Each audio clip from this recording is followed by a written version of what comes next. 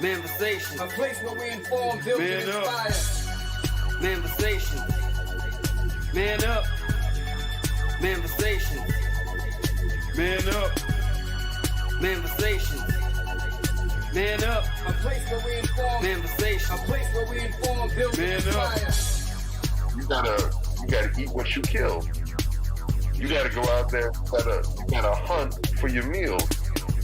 We all have that ability to connect with people, to be that motivational person in somebody's life. You gotta let people know there's certain lines you don't cross, and that there's gonna be consequences if you do.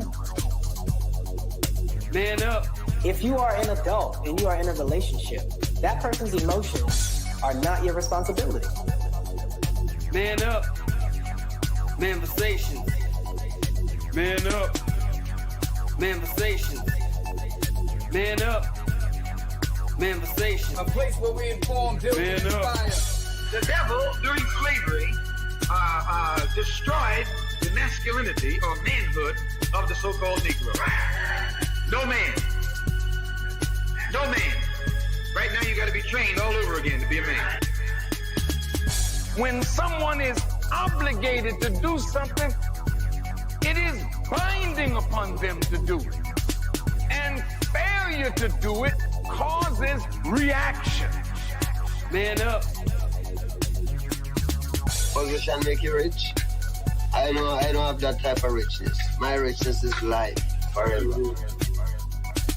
If that people knew that glorious path, if that people knew that glorious path, if that people knew that glorious path, then they would be more inclined to respect themselves. I'm not saying I'm going to rule the world or I'm going to change the world, but I guarantee that I will spark the brain that will change the world. And that's our job, is to spark somebody else watching us. A place where we inform, build, and inspire. Manifestation. Man up. Manifestation. Man up. Manifestation. Man up. A place where we inform. Manifestation. A place where we inform, build, and inspire. You want to tell me about yourself? Go get your friends. I'll tell you who you are based on who your friends are. Don't just live and die. That's an ugly existence. Make your life matter, make your life count.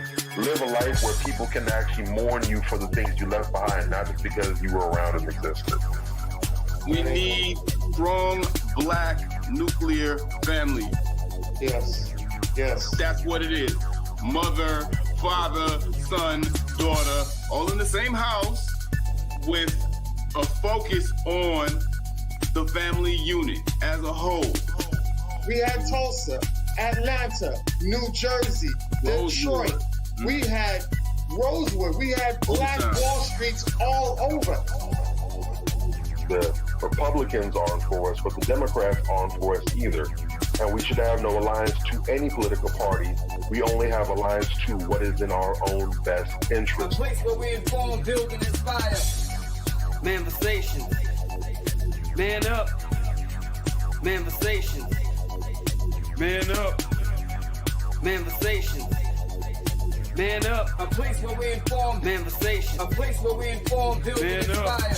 At the end of the day, as men in the community, we must stand together and be counted, because people look to us for guidance, leadership, and protection. And if we are not about that business, we are not on our job. Here we have grown-ass man conversations in the spirit of that purpose. Anthony Malcolm, Bobby Drake, Major Gage. We are. This is Manifestations 2020. Manifestation. Man up. Manifestation. A place where we inform, build, and inspire.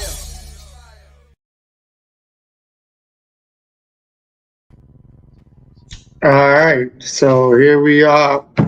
Another episode, another week of Manifestations 2020. Appreciate everybody for tuning in. We have another dope episode for you guys. If you haven't seen the flyer, we're talking about the intensiveness, the importance of the intense vetting process before getting in a relationship. And that's in all aspects, even with friendships. You have to vet people out thoroughly that you enter into your life, into your space. I know that we talked about this in so many episodes. And Major has a book that he's writing that's going to come out to basically give you guys more information. So being that he is very informed in this field and this area, I'm going to turn it over to him so he can give you guys a little briefness into it, so that way we can elaborate into the show a little bit more. So yes, go ahead, Major, you got that. Let me tell you something. What's up to everybody? First off, the most important thing you can ever do, I cannot stress this enough, the most important thing you can ever do is properly vet someone before you settle down with them. And that involves a lot of phases.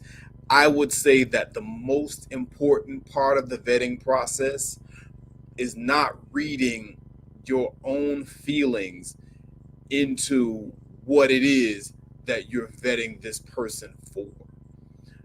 Prime example, you start asking questions, so forth and so on. You really like this person.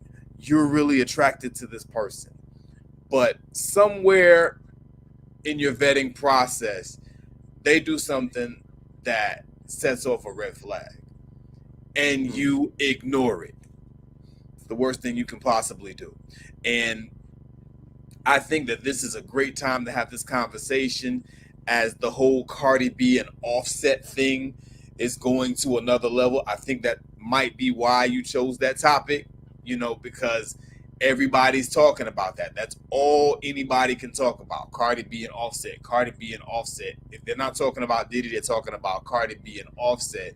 And, the fact that Offset, has been cheating on Cardi B all this time or whatever. And now, okay, well, she cheated and she got her lick back and whatever the case may be. And look, I can see, never mind either one of them, I can see that both of these people are very toxic, and they just have certain things about them that you can just tell by observing them from afar. These are not things that are conducive to having a successful long-term relationship. And both of them still went there. It goes either way. I say that, people keep talking to me about it. I made the statement, I think that they're both roaches in the same kitchen cabinet. You dig? Like, I don't see where one of them is any better than the other. People, oh, she too good for him. Are you kidding me? Really? Yeah.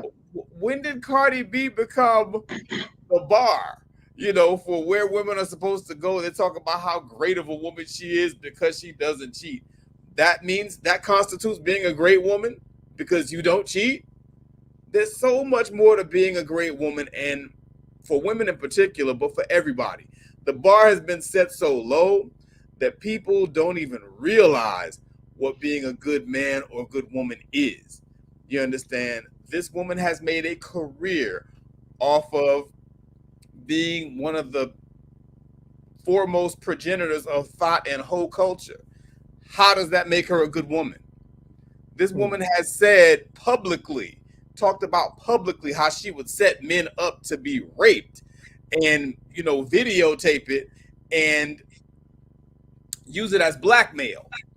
That sounds like a good person to you? And then Offset on the other side, he's a serial cheater, whatever the case may be. He's always, doing something to publicly embarrass her or disrespect her, this, that, and the third. They're both very toxic people. Not just to pick on them, because most celebrities in the public eye are like that. If we keep it in the buck, they all have these very toxic traits. And unfortunately, we're in a time right now where being toxic is like the cool shit to do. You understand? And so when you have those type of dynamics, you have to really understand what it is that you're looking at. I don't give a shit about Cardi B and Offset, or what's the other one, Chrisean Rock and Blueface. None of these people one way or the other. Any of these toxic people in their relationships, I personally don't care. It starts to bother me when I see other people co-signing and emulating their behavior because they have such powerful influence. For the ones of you out there that's going to be like, well, why you worried about it? Why are you all in their business? Because number one, dumbass, they put their business out there for me to be in. And number two, they have a great amount of influence because of the fact that they're so visible. And so people see this behavior and it's a monkey see, monkey do type of thing. We already have a crisis in the Black community in terms of dating and relationships. And these type of people adding on to it with their toxicity does not help. And it comes from not properly vetting another person before you choose to get involved with them and, God forbid, have offspring with them. You got this toxic ass person, you got this toxic relationship with them, and you got to see them at birthdays and graduations and shit for the rest of your life. What that look like? I'll park the truck. That's where I'm at with it. Definitely. Glad you said about the Cardi B. I do have some things here on the Cardi B situation. Let's go with this one right here. All right. So Cardi B and Offset, I guess she was on live, and he asked her while she was on live, so you effed with a baby inside of you, tell the truth. And then she later posted after her live and did in response to that, saying, yeah, I did have sex with another man while your baby was inside of me. There's also allegations that Cardi B took out $2 million in a second mortgage of Offset's house days before filing a divorce. Offset has no access. In recent revelation, that's causing quite a stir. It turns out that Offset, Cardi B's estranged husband, is in deep financial trouble. The Sun reported that Offset is facing over $1.6 million in tax debt, including a tax lien. Unlike regular tax debt, where the notions might be possible, a tax lien is more serious matter. It means the IRS has officially claimed the legal right over Offset's asset due to unpaid taxes. This could lead to more severe consequences like the wage garnishing, property repossession, and potentially even going jail time, as we saw with Wesley Snipes. And another incident where Offset, because she has said she did, Offset is now demanding a DNA test to be done on all of his kids after Cardi B admitted to cheating on him. The rapper thinks he might be raising someone else's children. Cardi B says she is not doing any DNA tests for her kids. Wow. That says a lot. It says a lot. Anything's possible. Anything is possible. Anything is possible. And I tell that to people all the time. I do want to share this video real quick.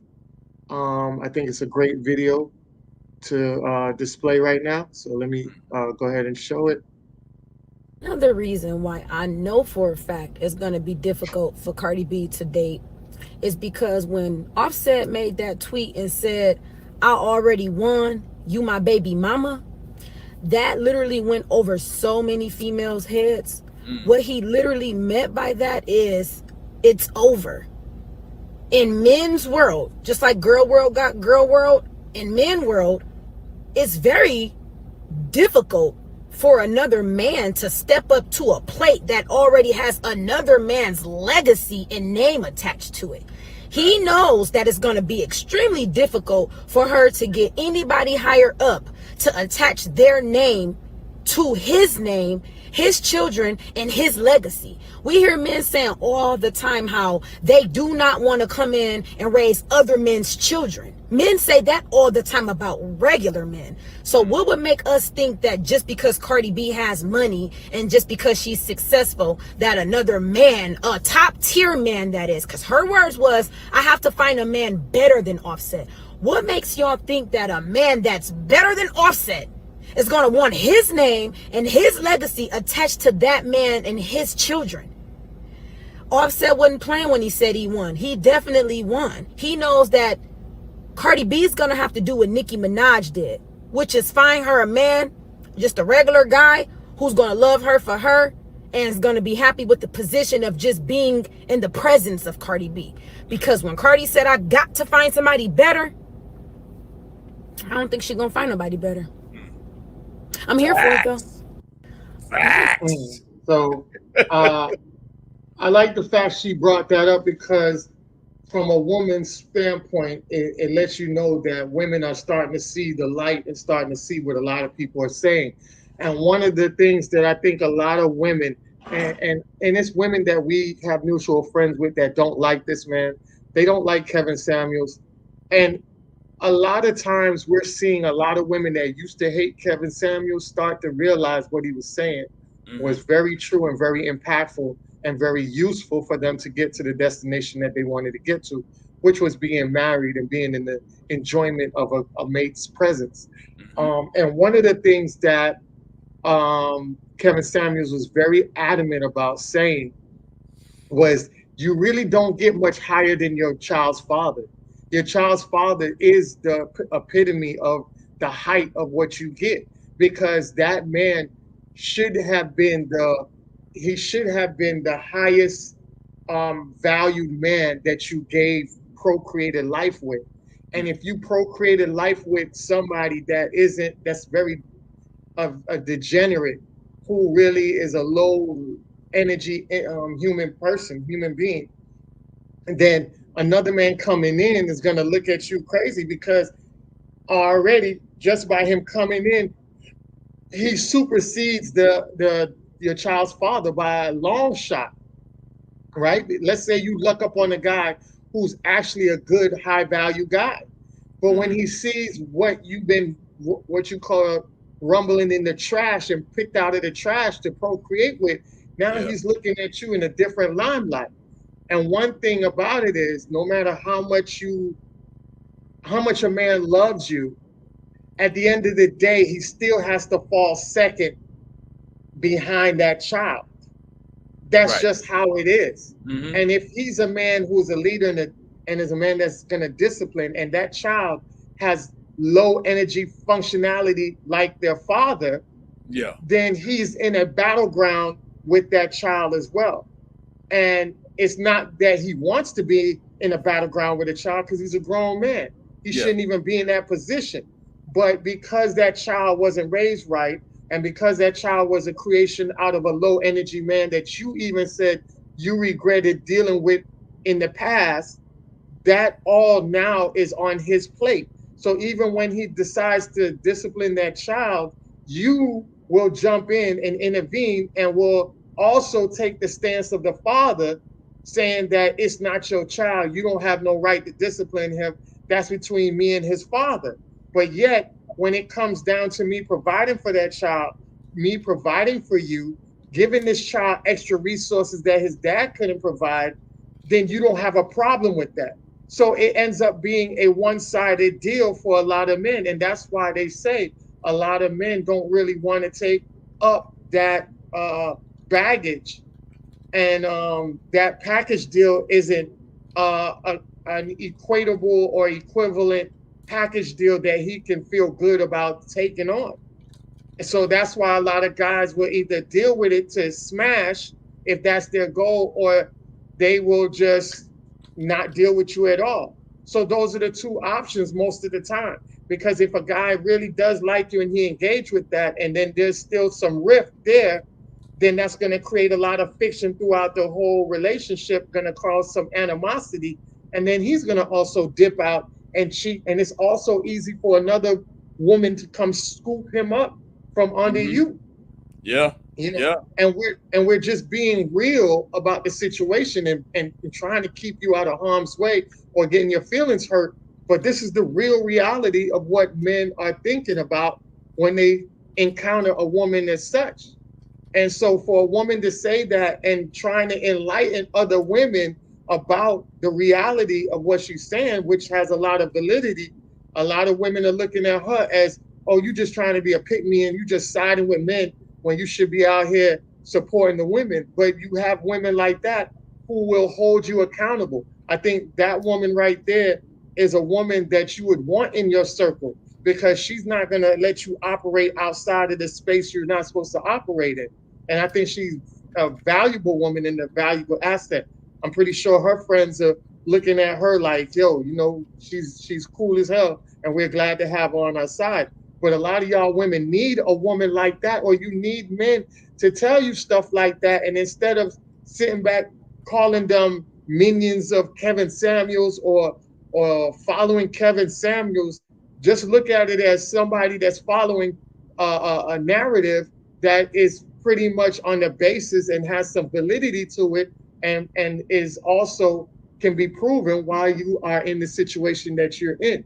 So take the advice and really deal with it in a way and absorb it to help you benefit you on the long run. I think a lot of y'all run away from the reality of the truth, because the truth will force you to go in front of the mirror and really reveal all the effed up things about you. And like I say, a lot of times, a lot of women out there, there's some women out there that's doing a good job accepting accountability, but there's a lot of women out there that don't want to face accountability, don't want no parts of it.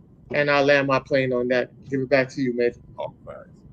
All facts. No, you said everything right there. Like, I mean, it's just to the point where it just don't make no sense. You know what I'm saying? Like, I see this all the time, and yeah, ladies, you know, to put it very simply, you know, stop shooting yourself in the damn foot.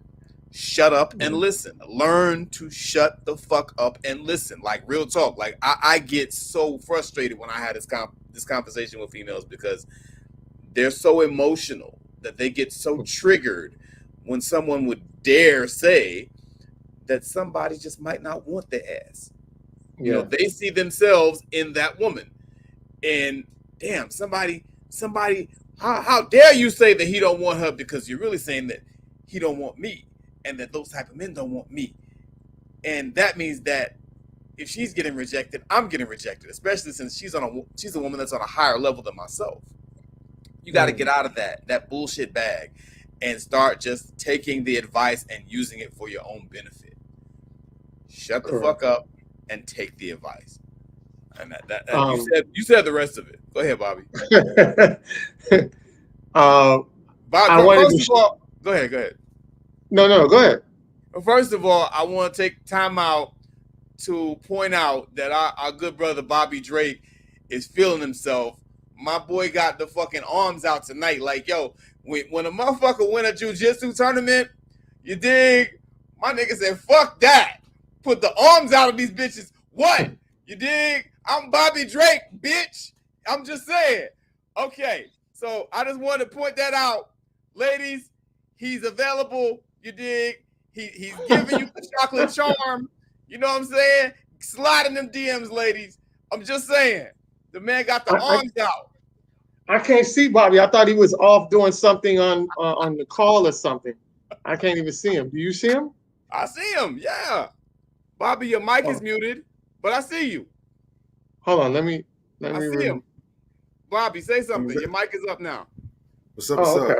Yeah. I can't see him. Man, I can see you on some other shit. Bobby, for real, I can't see. Out. I live in a hot ass South Florida. It's hotter than a Diddy party with extra friction. Let me live, bro. Let me live. My dog said I'm too sexy for some sleeves in this bitch. Like, yo. That's not wrong either, but that's not the purpose. Let's be clear. Oh shit. Let a nigga win a tournament, boy. God damn. Okay. I see you, dog. I see you. Man. Off the chain, bro. I see what's happening to the family. What's good? We good. What you got on that, Bob? What you got? What you got? Talk to us. All I gotta say is, that's 100% correct. She's on the mark, and I'm so great. Actually, funny enough, I did see that post. I don't know when she dropped it, but I did see that video earlier today, and I had to slap it with a major thumbs up right on top of it. We have to be honest about certain things, and it's funny because that also correlates to something that I shared on my page earlier, this very dope quote that I bumped into, where this person basically said, in so many words, you know, we would make a lot less mistakes in our lives if we would just acknowledge that they're mistakes in the first place. Mm. More people would learn from their mistakes if they were not so busy trying to deny them, is actually what it said. Correct. And the problem is, people and women tend to fall into this category. They're not by themselves, but right now this is talking about the ladies and giving them some game. Mm-hmm. You have to understand, and I've mentioned this before, there is the reality that a lot of women like to create for themselves, and then there's actual reality, where the rest of the human race, the rest of the animals, the species, the living and non-living items and things existed. You can manifest all day long, you can pray all day long, but at the end of the day, you live in reality. You should. While it is possible to receive miracles and breakthroughs, there are certain things that are not going to bend. And because it happened for one, doesn't mean it will happen for you. The most significant, I'm going to say this again, the most significant decision that you can make as a human being, period, is to procreate. That's it. It's the most significant. Out of every other choice and decision that you can make out there, it is the one irreversible action that you can take. It don't matter if you lying in the bed and it's the best 30 seconds of your life, or y'all having an all-day marathon with it. All it takes is for one sperm cell to get its Michael Phelps on and high five the egg, and that's it. That's it. We are in the life-giving business now. That's it. Marriage is a huge milestone as well for human beings. However, marriages can be annulled and you can get divorces. Right. There is no choice more permanent than choosing to go ahead and procreate and have a child with somebody. Unfortunately, we have too many people who treat procreation like it's a sport, like it's a game, like you have infinite one-ups and you can go back in reverse time. This ain't the butterfly effect. This ain't Back to the Future. When you make certain choices, you cannot go backwards. And unfortunately, more often than not, again, do we have exceptions? Yes. But intelligent people do not live their life playing the odds like that. They don't do that. They don't look and say, well, there's a 1 in 5 million chance of this being successful. I like those odds. Let's do it. They don't base their life like that. They go off of sureties. And what are the greatest likelihoods? What is the greatest odds of success? More often than not, the man you have your child with is going to be your cap. That's going to be your ceiling. You may be able to do, you will most frequently be able to do along that line. You will definitely be able to do below that line, but it is rare and infrequent for you to cross that line and get better than that. And that's the way it should be, because again, having a child is a significant decision. You're literally looking at this person, at this man, and saying, you know what? I want my child to take after this man. I want my child, I value this man so much, so highly, that I want 50% of everything my child will ever be, their potential, to come from this man. I want his looks. I want his intelligence, his brain. I want his character. I want his discipline. I want his medical history. We don't talk about that nearly enough. All right. Does this person have sickle cell in their background? Is cancer in their background? Do they have other diseases that are unknown? All kind of things. You might have a child that comes out with defects that you have to worry about for the rest of your life, all because that portion came from this person. There's all kind of things to consider with this person. So therefore, for someone to pass the cut, that should be the highest of all high honors that you can bestow on somebody. Which is one of the reasons why we stress so much marriage before carriage, because again, marriage is a big deal. Odds are, if this person is sufficient to pass this milestone, they're probably going to be good enough to pass that next milestone. But if you get married and there's no children, even if you get divorced, at least, we dodged that bullet. You went ahead and had the child. You did the most critical thing. And now you're here hoping that you get married or hoping things turn out. We putting the cart before the horse. We need to start treating having children the way people treat getting married. I see a whole bunch of people that got no issues with having a child with somebody and they don't sweat being married, then vice versa. No. We need to be very hesitant about having children and more eager to get married, if anything. Very well said. Yes. Yeah. Yes. Yeah, you're right, because even on the dating shows now, right? A lot of men are giving women grace. They're giving women grace when they find out that they had a child while they were married. You know, that's why they always ask you, have you been married before? And when most women say no, guys kind of looking like, all right, you know, you got poor choices and skills. Yeah. Because you're working backwards. And so that's why I say I commend the people out there that do understand that part of it. Like, you can be married and things go wrong and you create a child out of that, but at least you guys went through the proper foundation and procedures of going through it, because you knew that was a mindset that both of you guys had to build, but it was just something during that whole time that caused the destruction of that you know, unity to not fulfill to the next level. So when you have people that just go out here, tack onto that, and something else that tells men is that you all got married and then you had children, didn't work out, or you got married but didn't have children. What that also tells men who are listening for that kind of thing is that this is a woman who also values structure. She doesn't do things out of order. Now, for dudes that live their life reckless, they don't really care too much about that. That doesn't mean anything to them. But if you're a man who values order, your structure, you believe in having a plan and working the plan, and you're looking for a good woman who's going to fit in the system that you're establishing for your family, that's a thumbs up. That says, okay, so she's married to this man, it didn't work out, no children. So if you find out that there's no health issues in play there, okay, so this is someone who values getting it right and measuring twice before cutting once. So that says a big deal, not just about your character, but also your thought process and your mindset and how you view family and structure and organization. Correct. And that leads to my next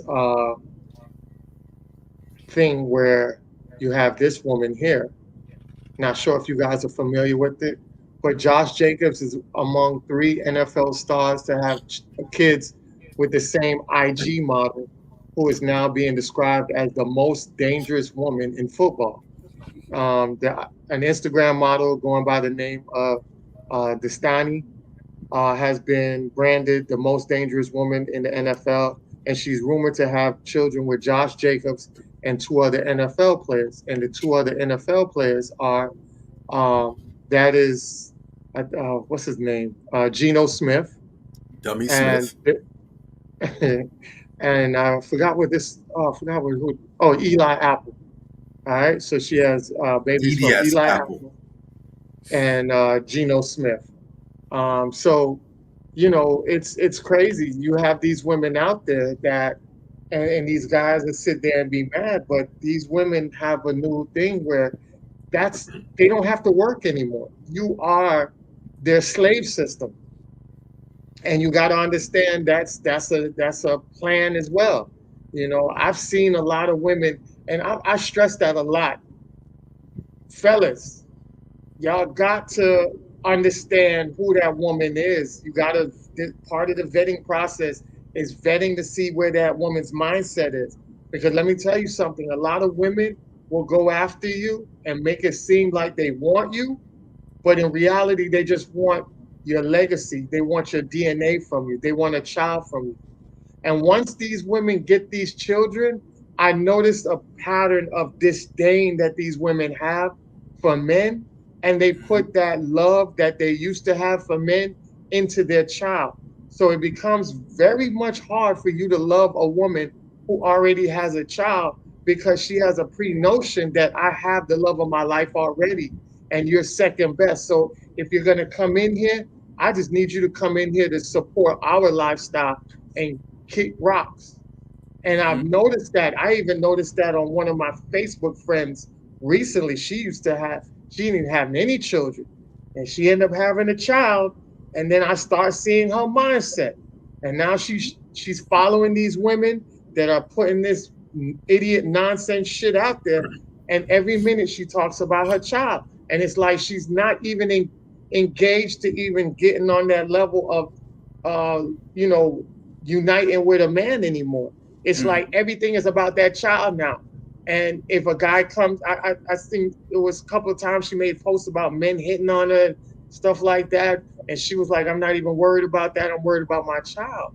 And there's nothing wrong with you worrying about your child. But when you're out here saying that you want somebody, but then you're bashing men, and then you're putting that energy into the child, it's a psychological fix that I think a lot of men don't see and don't understand. And a lot of times when you're doing the vetting process and you see a woman in that stage, man, stay far away from that, because that right there is basically a situation that's going to drain you more than it is going to help you and put you in a better position. And I land my plane on that, and I'll pass it over to you, Major. Oh, I mean, again, you devoured that. You know what I'm saying? Like that's pretty much what it is, man. Like when you start seeing these women out here, man, you know, and they start openly showing disdain for you, run fast or run far. You know, I've heard women even say, to speak to your point, you know, shit, I got the kid now. Shit, I'm in control.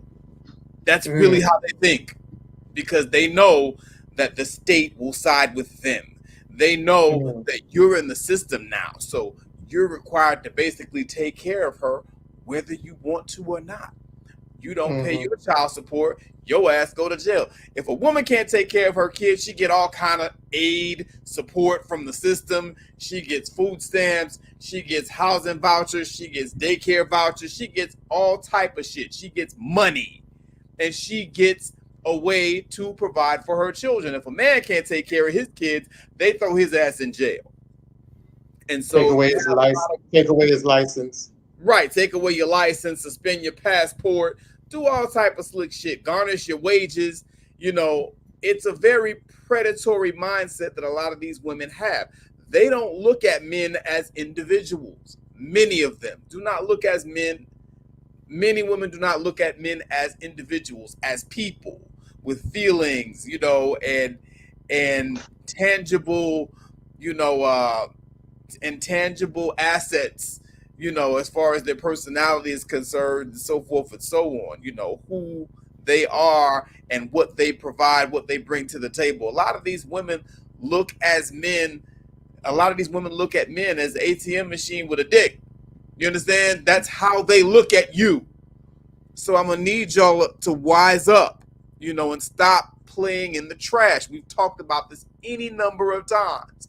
You know, you get these top-notch dudes, intelligent guys, college educated, you know, they're well established in their careers, their money is right, and you want to go slumming, playing in the trash, looking for someone to mother your children.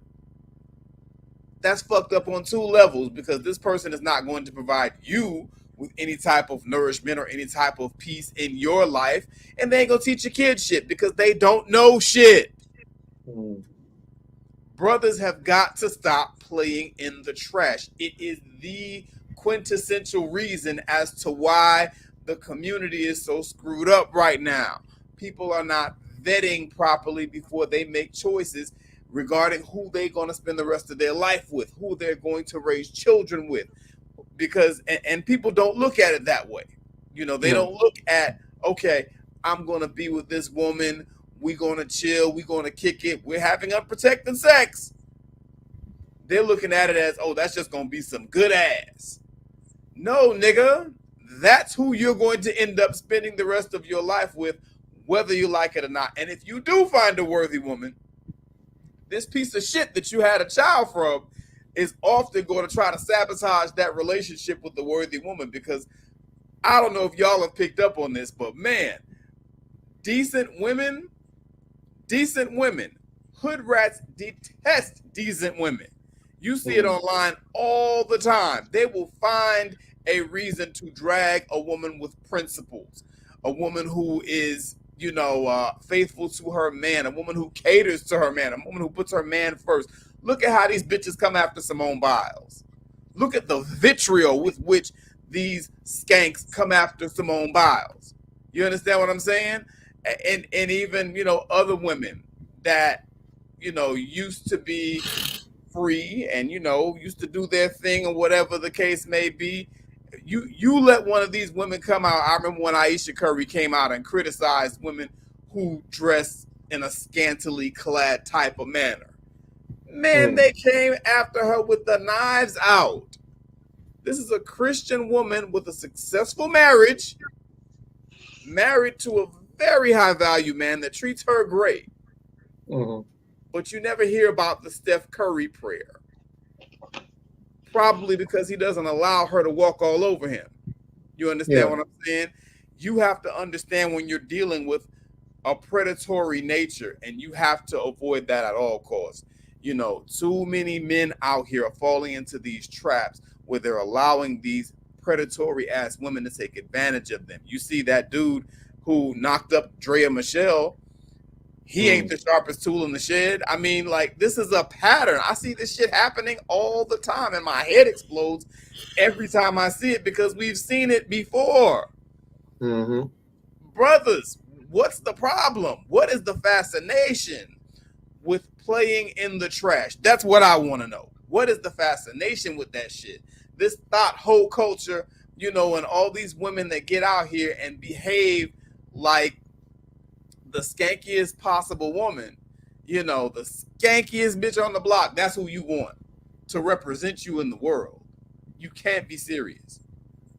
I'll park the Chevy on that. I'm just saying we we got a long way to go if that's the height of our standards. I'm just saying. Yeah, you're right, because a lot of these women out here, quote unquote, demonize them under the label of pick me.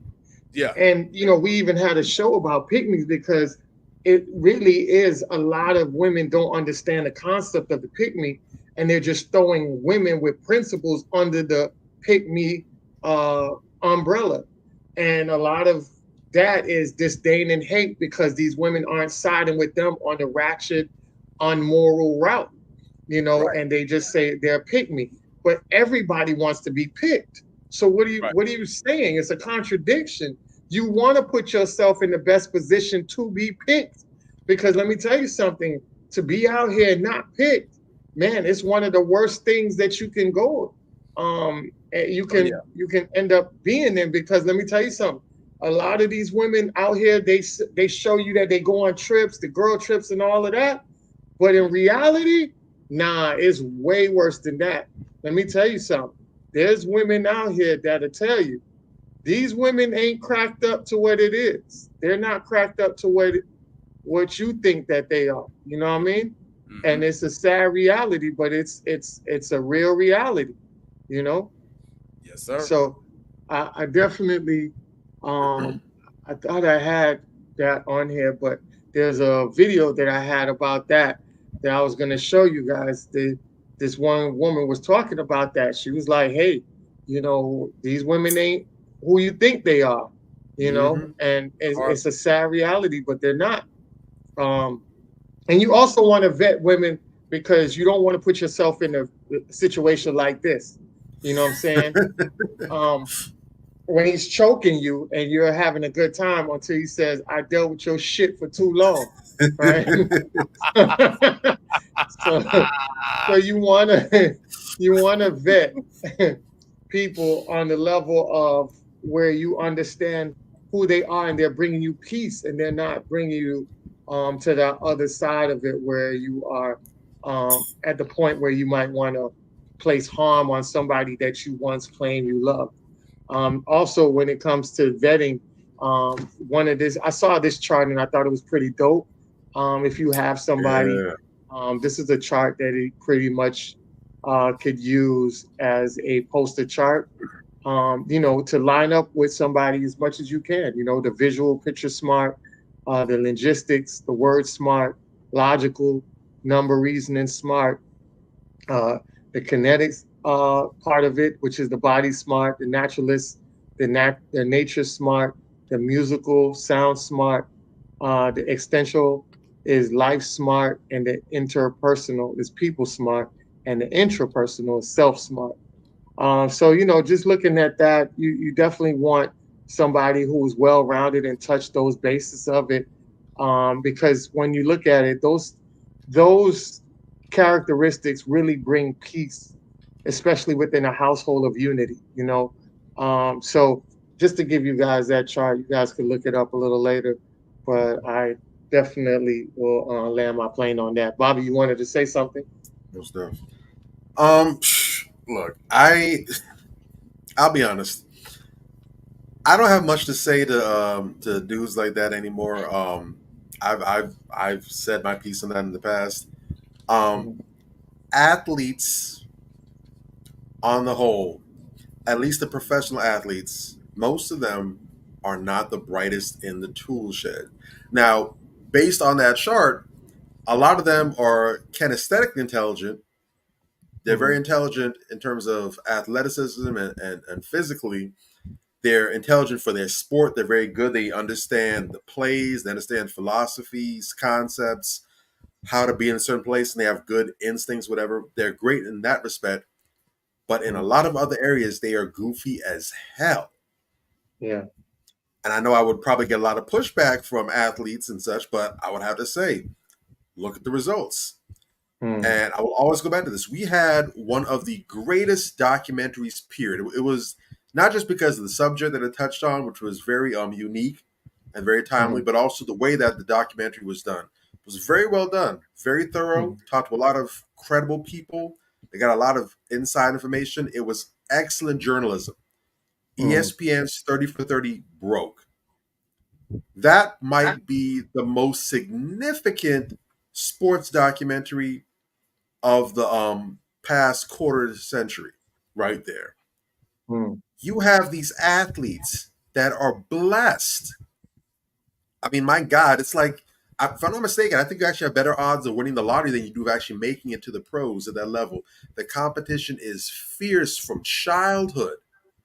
Every neighborhood is full of little boys that dream of playing for somebody's NFL team or NBA team.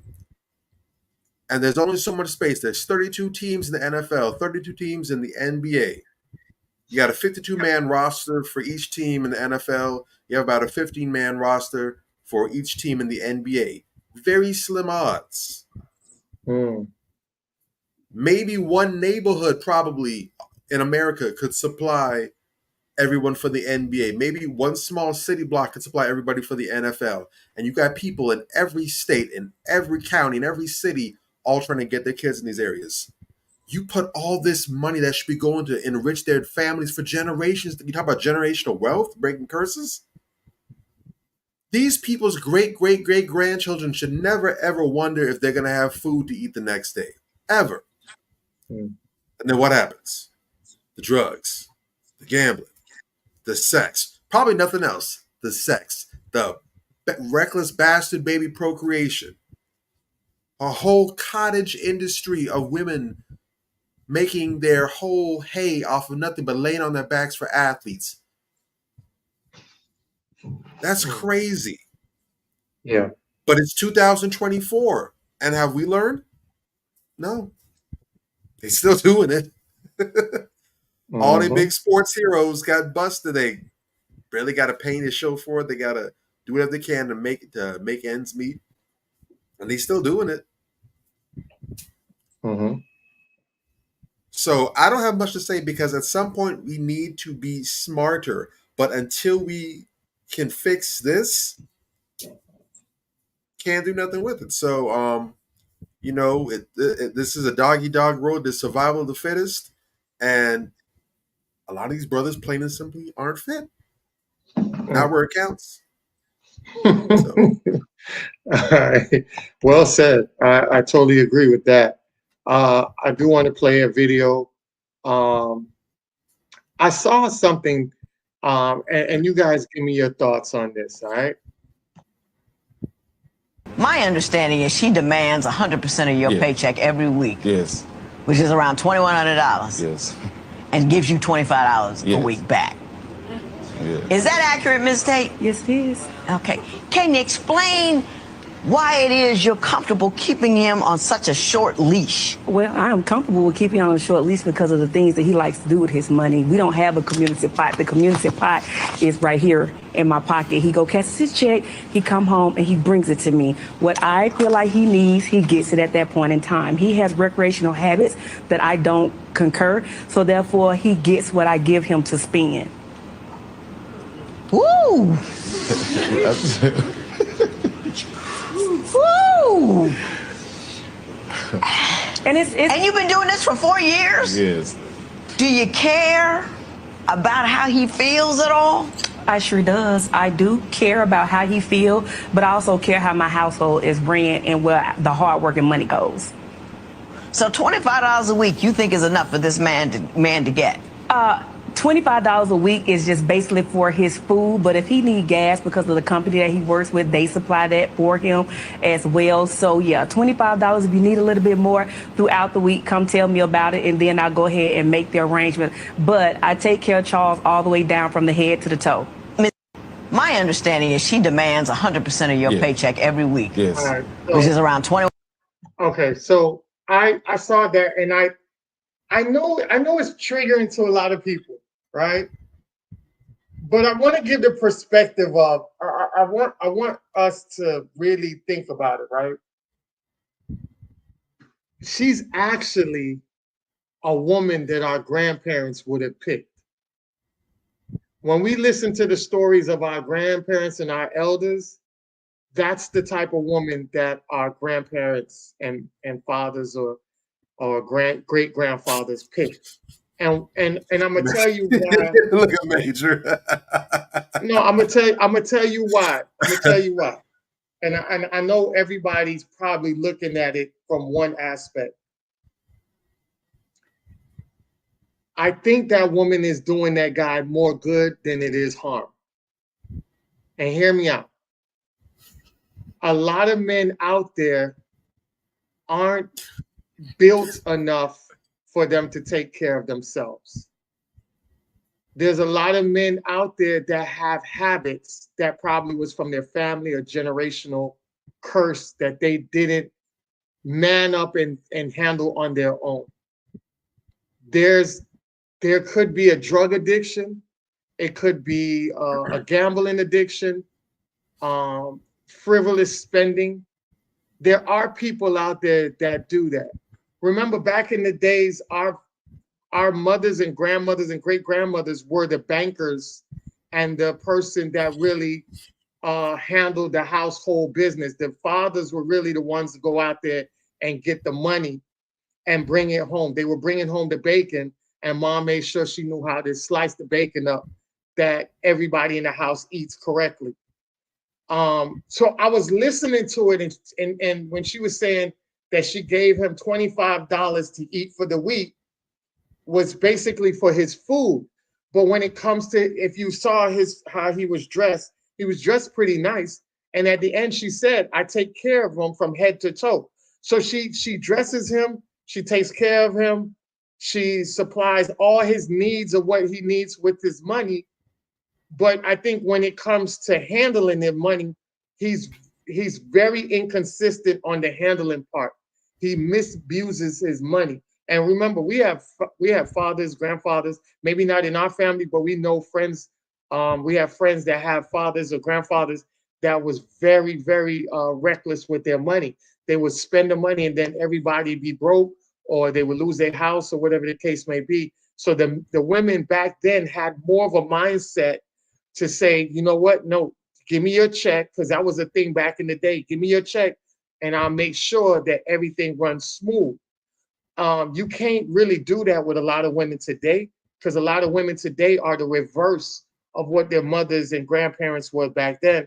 And a lot of the guys are more of what the mothers, the guys today are more of the roles of the mothers. They're more frivolous. They're really more conservative with their money. They're more of watching it, maintaining it. And the women are out here blowing the bag, like buying Birkin bags and doing all this other crap and just blowing money. And guys are saying, no, we got to be more strategic with the money, more stable with the money. So I see the reverse of it. So I just wanted to point it out at that point to see if you guys got that. And like I say, that's just a perspective that I just noticed. But you guys can give me your own perspective of what you saw. So I'm actually in alignment with you, Ant. I actually am.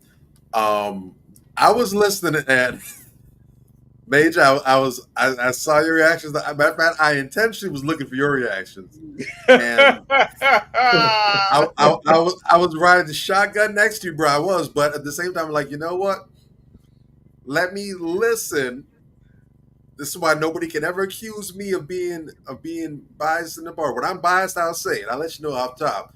But I give people chances. So when I come flying at people's neck, that's why I don't want no one saying nothing to me, because I'm the person that believes in measuring twice and cutting once. So if I'm at your neck, I got every reason to do it. I've crossed the T's and dotted the I's. I listened to what was being said. I still had my initial reaction in the back of my head, but I listened. And I wish the clip would have gone on a little bit in detail. I'm sure it came out in the wash. But when she talked about he has these recreational habits, now I don't know what those were, what they may be. But like you said, Ant, there are people out there, and shoot, again, I just talked about it the second before with the whole athletes. There are people who, unfortunately, if left to themselves, do have a bend and inclination towards self-destruction. There's unfortunately a lot of adults or grown-ups who, right hand of God, they need adult chaperones. Because you leave them to make their own decisions, their own choices, and they will fail with flying colors every single time. Now, a dude like that could easily still be stuck in his parents' house, living in the basement, and they're stuck caring for him until they die out and leave him with the house, whatever. Or if there is a woman who is willing to go ahead and take on that burden, either because she ain't got it all herself or she's lagging some other regards, there's a woman to go ahead and take that and say, you know what? I don't have it all. You don't have it all. But together we can go ahead and make something work. Then that is a blessing. Now, I'm looking at him. If he is the package that's being described, he can't really complain too much about anything. Because to be honest, he ain't fit to be with anyone in the first place. I'm looking at her. She's not necessarily a prize by conventional means. But, and we've talked about this before, you cannot be a 5 everywhere. You need to have some 10s elsewhere. If she's a 5 in the physical realm, but she's a 10 with money management, she's going to get him together. She's going to keep him off the tracks of self-destruction. That's some 10s right there. And he brings home some pretty good money. I think the caption's at 1,200, but I think she said 12.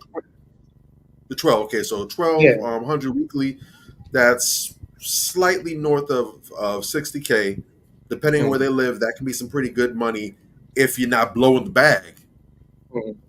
So she could very well be ensuring that they have a very solid quality of life together. So while initially it sounds very emasculating, very infantilizing, at the same time, if he is an emasculated male, what you want the brother to do? It is what it is. This should, if anything, I think that should inspire him to do better where that's not a situation he needs. But if that's his lot in life, if this is as good as it's going to get, again, he should count his blessings. I don't know why they're in the divorce court in the first place, but I'd say similar to a Cardi and Offset type situation, you may need to rethink and reconsider your circumstances and understand that this might be the best thing you got going right now. You look out here, brother like that, can't manage his money, got all kind of vices.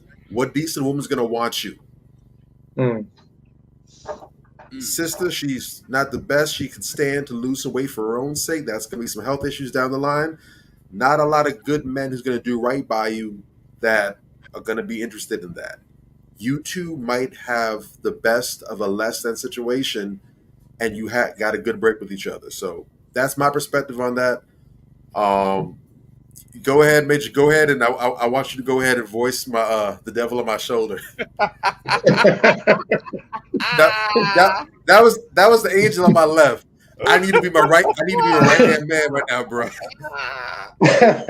You know it's coming. Oh, you know it's coming. Let's go. Let's go. Perhaps the most torturous part of that clip was how this woman is so inarticulate that she just, I mean, what is she talking about? He has recreational habits that I don't concur. What? I was cringing. What? Dude, you got to learn how to talk before you start talking shit like that. Furthermore, this big Pakistani Barilla is up here talking all this bullshit.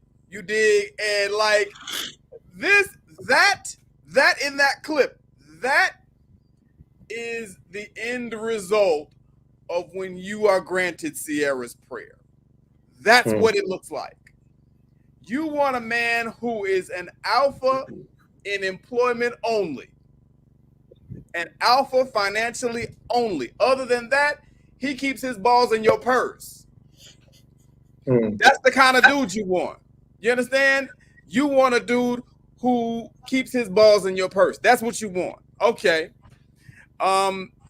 If you're not built to take care of yourself, you don't need to be married as a man, as anybody, but especially as a man. You said he's not built to take care of himself, and some people aren't built to take care of themselves. Okay. I can agree with that. But I also feel that if that's the case, especially as a man, you don't need to be married. Because what are the women going to do? What they always do, start whining about, oh, well, he doesn't know how to lead. He wants me to do everything for him. And then they're going to cheat on you, and then they're going to emasculate you publicly like she's doing in this clip. You understand what I'm saying? Niggas need to leave their titties at the door. You dig? I'm going to say it again for those of you who didn't hear me the first time. Niggas need to leave their titties at the door. Okay?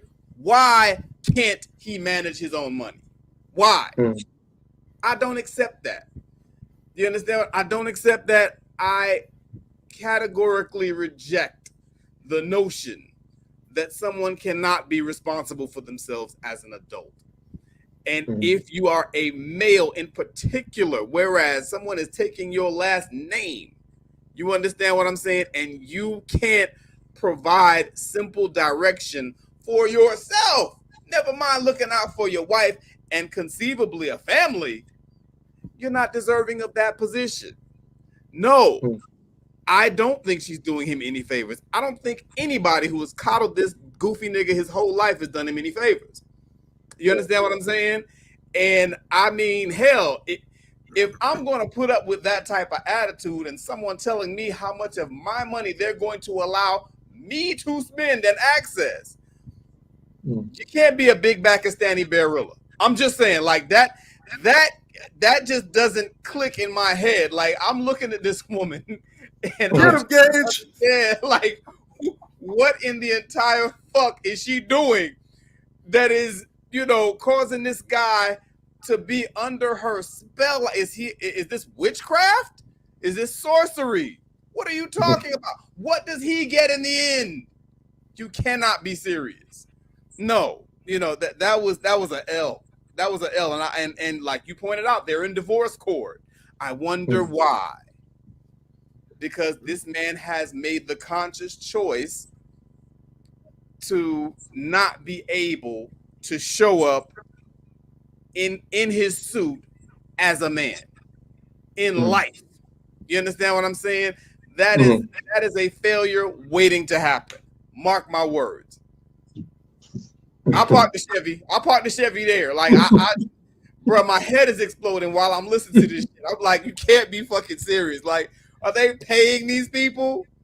No. I think it has a lot to do. It goes to show you how bad you have mothers that coddle. Because if he was aligned with his father, he would know how to lead and manage his money the right way.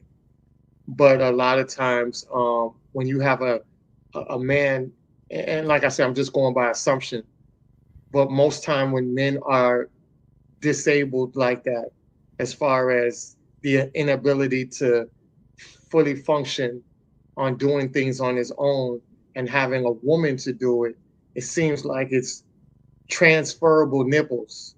It's going from one mother's nipple to a mate's nipple. Right. And a lot of times you have a lot of men out there that are like that. And you know, sad enough to say, I had a friend who just recently divorced his girl, and same thing with him. You know, he's got that nipple, man, and I knew it was gonna go downhill because his wife wasn't with it.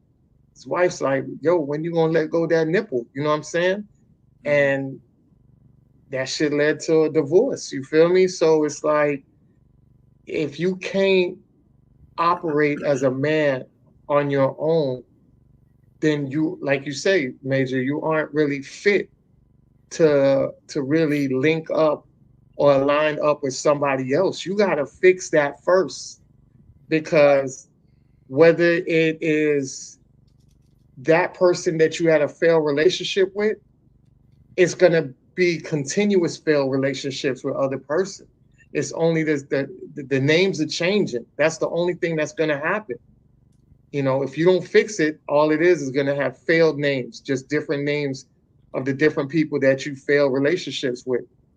You have to fix that and then put yourself back in the market, and then those relationships won't fail anymore, and you'll end up finding a nice, successful one in the process. And the bad part about it is you might fail on your soulmate.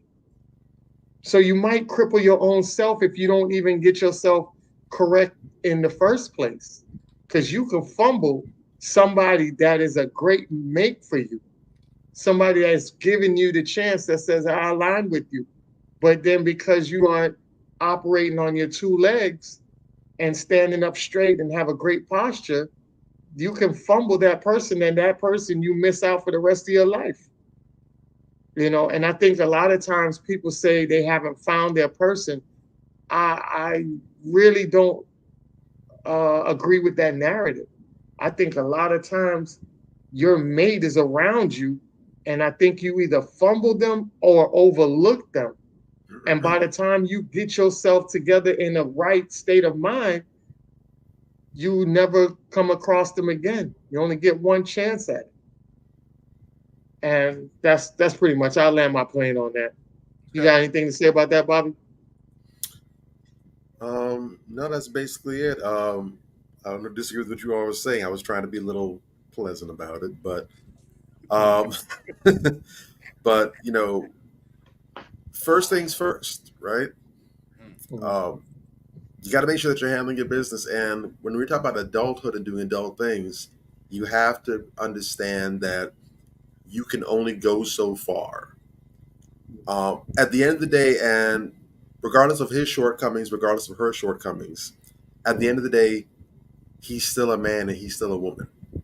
And there are certain things that are embedded and drilled into our biology, to our DNA, into our psyches. Right. At the end of the day, it doesn't matter what his quality is, whether he's a man at the top of the food chain or at the bottom, whether he's elite or he's dusty, whether he's ugly or handsome, fat, skinny, whatever the case may be. Every single man desires respect. Yes. That's universal. Men throughout history and in the future, it's a universal concept. Men will do all kind of things, some great, some not so great, to acquire respect, especially from their significant others. They want that, they need that, they crave that. That is essential to your self-esteem, to feeling properly. Women, throughout history, it's always been the same. Women have always wanted to desire and respect their significant other, their mate. Women want a man that they can look up to, that they can respect. Even if she's willing to put up with a man that she doesn't respect for a short time, eventually that's going to wear out. The slack that she's got, that she would have cut for a dude that she respects and reveres, if she doesn't respect you, it's going to be instantaneous. Always going to be short-tempered, always snapping, always got something slick to say out the mouth, always going to be an issue. It's going to be a perpetual sore spot. It's going to be like a pressed sciatic nerve. Mm-hmm. Always going to be, even when everything is fine, it's still be a problem because she can't stand you. She can't stand the way you look, the way you breathe. You blink too much. You don't blink enough. Everything's going to be a problem. Yeah. She can't stand the fact that you have to stand to pee. Why you got to sit there and take a dude? Everything, your existence is going to bother her because she doesn't respect you. And familiarity breeds contempt. So the more she sees about you, did not respect, the more of a problem it's going to be for her. And eventually, both those are going to come to a head. That's probably, like you said, why they're in divorce court right now. The solution to this is, if you're a man, establish yourself, get to a point where you can be respected and deserving of respect legitimately, not for no fluff reasons. And if you're a woman, do what it takes so that you can attract a quality man that you can respect. And like I said before, if neither of these things is an option for either person, then stop whining. And like the song says, if you can't be with the one you love, then damn it, learn to love the one you're with. I'm just saying. That's what you got on the plate. That's what you got. Definitely.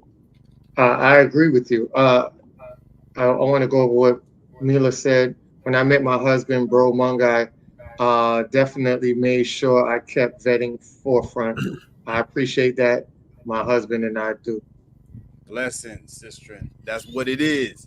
And thus far, we're loving the results. We love the results, man. They're one of my favorite Chef's couples. kiss. Chef's kiss. That's real. You know what I'm saying? Shout out to Mila Renee and brother Amun. They are it, man. They are the it couple. You dig? That's what I'm Speaking talking of, about. I'm glad you might have been.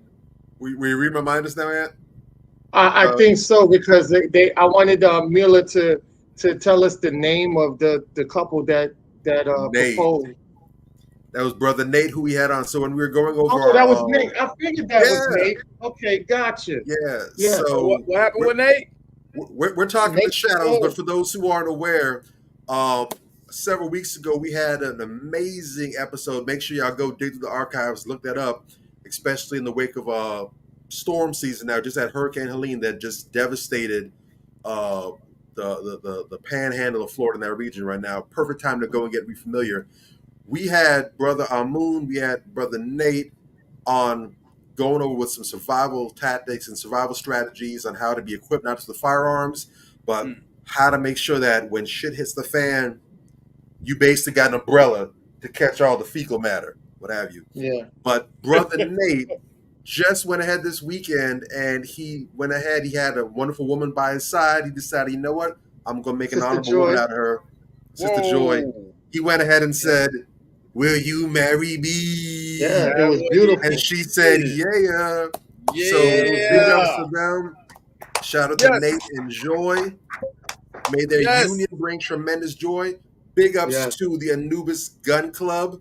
I'll be with Mahody up in here doing big things over there in the great state of Texas.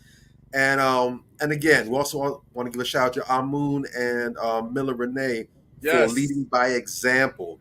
And again, your circle matters. If you don't think for 1 second, now it's possible that I don't know how they met. It's possible that was always going to be a thing, that was always in the stars. But if you think for 1 second that the company you keep around you doesn't make a difference, it does. Don't think that Nate didn't observe the way Amun loves Mila and the way Mila loves Amun, saw their union and the strength of that, and didn't say for himself, you know what? I got to get me some of that right there. Don't think that didn't play a part. Yeah. And so it's a big deal. And in their circle, if you notice, like if you watch their videos, there's a lot of people around them that are getting married. A lot of times you'll see Mila and her husband at different weddings. You know what I'm saying? So they have it's so infectious in their circle that people are lining up with each other. You know, like I tell people all the time, you don't have to talk about it. Just lead by example. And just by leading by example speaks volumes, speaks way more than any advice you can give anybody. Because once you see it, it's nothing to explain about. because it's the Work on same. top. It's the same tactics that I use when I'm dealing with children. Like I don't tell children what to do. I do it, and they see it, and they are sponges. They're gonna replicate what they see. You get what I'm saying? So it's the same thing when you have your circle, man, and it's such a beautiful thing to witness. So yeah, definitely shout out to everybody in that crew and brother Nate and Joy. Maybe hopefully they'll jump on here one day with us and Actually, give some great game. We actually have another. Just got remember, another we actually one, have man. another Yeah, marriage on the rise from our extended Manifestations family. Yes. I was gonna say it if Bobby didn't. The young go lady right. who came on here, sipping Sister Angie. Sister Angie from Sipping what is it? Wasn't Sipping Paint, Sipping something. Sipping Candles. Sipping Candles. Oh yes, that's also right. getting That's married. right. The Sipping Yes. Candle Bar. Yes, that's So right.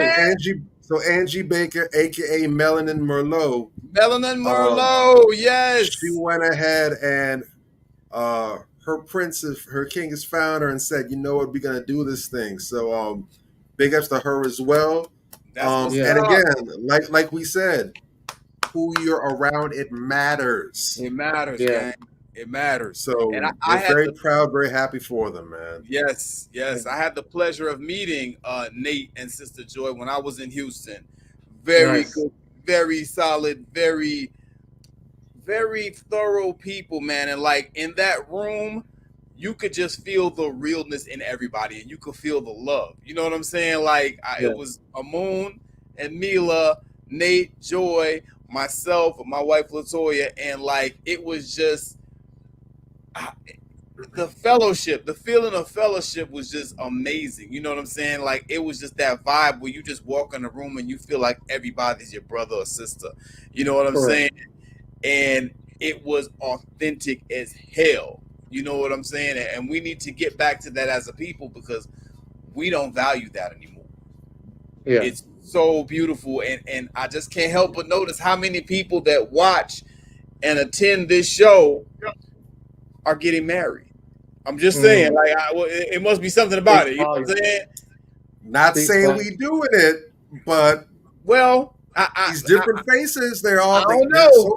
So far, there's one point of commonality. I'm not saying it's us, but I'm hey. not saying it's us either. Hey, man, you know some others of us might be getting married off soon. I mean, hey, you don't know. You don't know.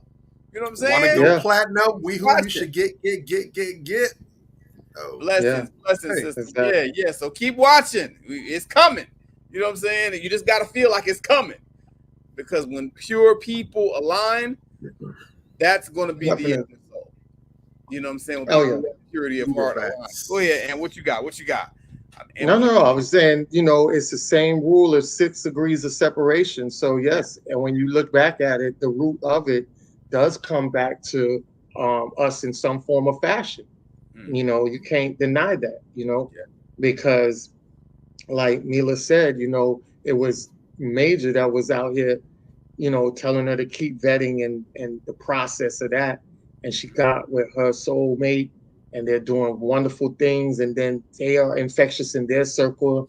And, people are loving on each other based on what they see and what, just being around them. And they go on and they're, creating lives and unions as well as nation building, as she put it, So the infectiousness is always going to be branched off to different, like Nate and Joy might go somewhere and somebody else that doesn't know any of us might end up getting married because of what Nate and Joy has sparked. And that is a continuation of the olive branch of going on from tree to tree, branch to branch, connecting and securing everything like that as well. So you guys, it's not taking credit for it. It's just, being real about the situation of how things can formulate, and can just drift off into different spaces. Just like they always say, there's people that can speak your name in rooms that you're not in. There's people that can speak that nation building around people that never came out of your own mouth. You know what I'm saying? So it's very powerful. I love seeing it because that's the only way we'll survive in the near future is by building together as men and women, being solidified, being solidified, being very powerful, organized, and being there for one another, you know. And I think that's the major part that I think everybody should take and lean with. And I reached out to Angie and, you know, told her, hey, you know, if you want to come on the podcast, we are more than welcome for you and your husband to come on and share that, you know, that story, you know, and we're open arms to it, you know, definitely. I do want to get into, speaking of that, I do want to get into this video real quick. This young lady right here. All right. So I share this video with y'all real quick. How would you feel in this situation right here? If you dating a girl and y'all been dating each other for like 6 months or more, everything is great, everything is going great, and then all of a sudden she breaks up with you, and she tells you she breaks up with you because she needs time to herself to figure things out. Okay, after a couple of months or, you know, weeks, she decides, okay, she wants to get back with you. Once you get back with her, she tells you the real reason she broke up with you is because she saw this other guy that either she was dating or not dating, but looking at as far as working with a coworker or somebody that she was interested in, and she just didn't want to cheat on you, so she broke up with you. How would you feel about that? Let me know in the comments. Fellas, how would you feel in this situation right here? So what do you what is your advice on that, fellas? Are you setting these up so that I just go off tonight? Is that the goal? Hey, people need the real. If this is going viral, they need the real. They need the real. So yes, give them the real. I'll tell you exactly how I feel about that. That's a bird, and you need to drop her ass. In fact, real talk, never mind, you know, she went to go and see what another guy was like or whatever the case may be. Just the fact that she was dating you and she wanted to go on break. That's whack as hell. You know what I'm saying? That's whack. That's bullshit. You know what I'm saying? And I could have told you that. You know what I'm saying? I always teach guys, you know, when I'm giving them advice or whatever, because, you know, all my guy friends, they come to me, they ask me for game because I used to kind of be that guy. You know, when I was out there, I knew how to move with women. I understood women very well. And I always tell them, you know, when a woman is constantly making excuses, even before that, like before she wants to just take some time off so she can find herself or whatever bullshit that's supposed to mean. When a woman is always making an excuse as to why y'all can't hook up, why y'all can't link up, why y'all can't go out, you know, every time you try to pursue her as a man should, she's got an excuse. That means that, you know, she's juggling some nuts. That's just basically what that means 9 times out of 10. You know what I'm saying? There is another man involved. You understand? Women don't, if a woman is really interested in you and she really rocks with you, she fuck with you like you fuck with her, because you got to fuck with her if you're asking this question. You understand? She really rock with you like that. She's going to make time for you. All right? And, you know, guys, especially in this modern climate with these feminazis and their bullshit, you know, everything that you do, oh, you're insecure. You know, if you don't want her to run around dressed like the fucking good time girl, like she should be out on the track somewhere. Oh, you're insecure. I can't be with a man that's insecure. Fuck you. Dude, guys, you have to lay down the law. That's just what it is. If she don't want to rock with you, cool. Let her go about her business. But this whole, oh, I need a break, I need to go find myself so that merry-go-round. Exactly. I need to go find myself or whatever the case may be. That chick, she's out here juggling dicks. Just call it what it is. I hate when people try to piss on your leg and tell you it's raining. You understand what I'm saying? It is what it is. And you need to treat it as such, because a lot of you simp-ass niggas, let's keep it above.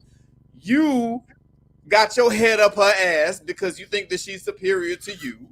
You understand what I'm saying? And you'll eat a shit sandwich if she gave it to you just so you could take her out on a date in some of these instances.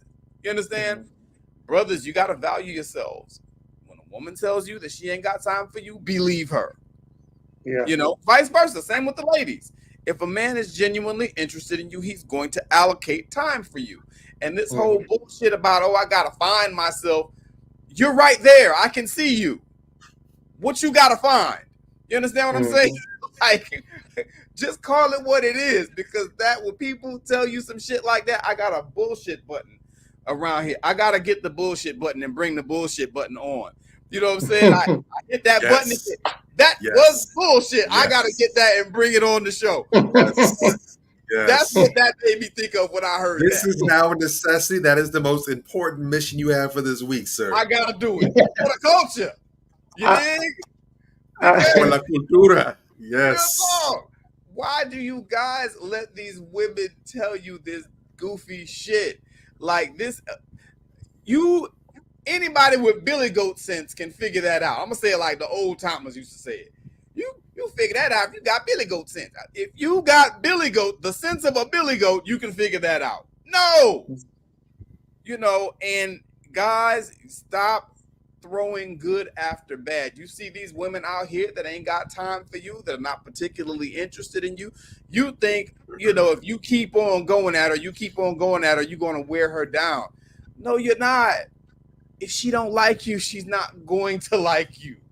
If she accepts gifts from you and dates from you, she's still not going to like you. She's just going to take all your shit. Yeah. So, hey, let's get it together out here, guys. Stop ass munching, stop brown nosing, and find your nuts and be a man. You know what I'm saying? You don't have to chase behind anybody. If you are a worthy person, treat yourself like a worthy person. You dig? And I'll park the Chevy. I will say this. When it comes to that, fellas, you guys got to understand, that's a woman that'll leave you at any moment. Yes. That's a woman that'll leave you at any moment. That is not a woman that is with you to be with you. She's with you for either your resources or just passing time. You're a bench. She's just sitting on the bench till she get her energy up to get on the bus that she really want to get on. It is. You're not the direction she's headed in. So understand how I played that to show you how important it is to vet, because a lot of you guys get obsessed with the infatuation of women, that you overlook the part that she's using you just to get to where she needs to get to. And sometimes they'll use you to bait in and reel in the guy that they really want. Come on now. Come on. All right? I'll land my plane on that. Voice. Yes. Go ahead, Bobby. Bobby, what you got? Ooh. Oh, man. First off, and this was some BS that even when I was young, I peeped off rip. I learned that one real quick, and it didn't take a whole lot of suffering to get it first off rip. Mm-hmm. Anyone talking about we need a break is on some high grade. I'm talking the purest. You can't even get it from the black market. You got to go on the dark web to find the highest grade bullshit on the market. Real talk. I'm right where you at with that one, Major. If she talk about she needs to find herself, what you do is you need to go ahead to your nearest Bass Pro outdoor shop, get her a nice little GPS here. Get a little Apple tag, put it in her shoe, put it in her purse. Now you always know where you are. I'm just saying. I got you. Now I know where you are too. Everyone will know where you are. That's how you fix that. That's nonsense. If you are together, if you are a couple, whatever issues you're having, you can't work them separately. Facts. You work them out together. If we're having couples issues, we got to go back to basic mathematics and basic English. The word couple means two. As another synonym for the word couple is pair. Not P-E-A-R, the one that you eat, the one that grows from a tree, but P-A-I-R, like a pair of shoes, a pair of mittens, that sort of thing. Yeah. Pair, couple. Mm-hmm. If there is a problem with the couple, then stands to reason that you would not fix the individual, because then there would be an individual problem. Shimon. It's a couple problem. So that means it took 2 to get the problem. You're going to need 2 to solve the problem. That's how that works. Basic mathematics. So therefore, if you're talking about you need separation because you're having issues, that means that you are trying to do something else, and you just want to be able to have an escape clause that says, well, if you look in line 1, paragraph E-2, subsection 9, it does say that we were separated at the time, so therefore, whatever happened doesn't really count. No. It's either we're going to break up or we're going to work past this and move to the next step. That's it. That's not. Otherwise, it's nonsense. This is also why it's important for young men, and it's, as always, unintentional, but things just string into each other. This is why it's important to have good role models around you. A man falling for that nonsense, it will make sense if there are no healthy couples around him. When you spend time with good couples, whether they're married or whether they're dating, what have you, they have a healthy relationship, they're solid, they're functional. What you're supposed to do is not just laugh and hee ha ha and just have good times, but observe them. That's something that I did coming up. In church, I would watch the couples, the families that I respected, that I liked, and I would watch how the husband and wife dealt with each other. I would watch how my neighbor, my older friends, when they had relationships, the ones that I looked up to, I would watch how they dealt with each other. And I would see the things that took place and did not take place. And I'd make observations. I'd be like, you know what? This is what a healthy relationship looks like. This is what a good relationship looks like. Nowadays, unfortunately, we have people busy watching friggin' Cardinal B and early onset dementia, whoever he is. And these are the people that they're cheering on. Your blue faces and Krishans, they're cheering. I want them to work out. I want them to do well. You're cheering for dysfunction? Why? Why is that your mascot? Why aren't you championing the relationships in your family, the ones around you? But these are people are looking to, and they're taking the cues from, they're taking the values and everything from these people. That's why you have women that are championing, co-signing Cardi going ahead and allegedly, whether she did it or not, getting run through by some random dude and having him go ahead and put dents in her baby's head. So we need to surround ourselves with positive examples. You need to get some Nates around you. You need to get some Amuns around you. You need to get some Mages around you. And focus on what's going on with them, how they're treating their significant others, how their significant others are treating them. And say, I'm not making these people my idols, but I have these comparison points. And if what I'm getting into doesn't look like this, I don't want it. And ask questions. Ask questions. I used to do that when I was coming. I was doing that in high school. Forget as an adult. I do that now, but I was doing that when I was a youngin'. I was asking couples I respect, how'd you meet each other? Or, what are some things that you did? And I got good game from people that's in the field. They're playing, they're on the court. They're playing the game and they're up. They're winning. I'm getting game from them. And it wasn't just boys talk where it was the guys talking and she wasn't right. No, I was asking them while they were there with their significant others. So if he's talking any BS, she would be the first person to check it like, no, you didn't, or, oh, that's news to me. She's right there validating what he's saying. So they are both in lockstep agreement. That's what you got to do. But if you have no points of reference, then of course you're going to think that the fart coming out of her ass is a breath of fresh air. You have nothing to compare it to. You don't know different. And that's especially important for this generation coming up because unfortunately, more than ever, we have a lot of young men that don't have good examples around them. Some don't have many good experiences with the opposite sex, period. So they're really stumbling blind. They really have no points of comparison. And it's not until they just get frustrated and pissed off from things not going right that now they want to go on the whole red pill rage. Women bad. Women so weird. That's how you get there. Right. How do you avert that crisis? How do you prevent going thermonuclear like that? You need to get around people that know what the hell they're talking about.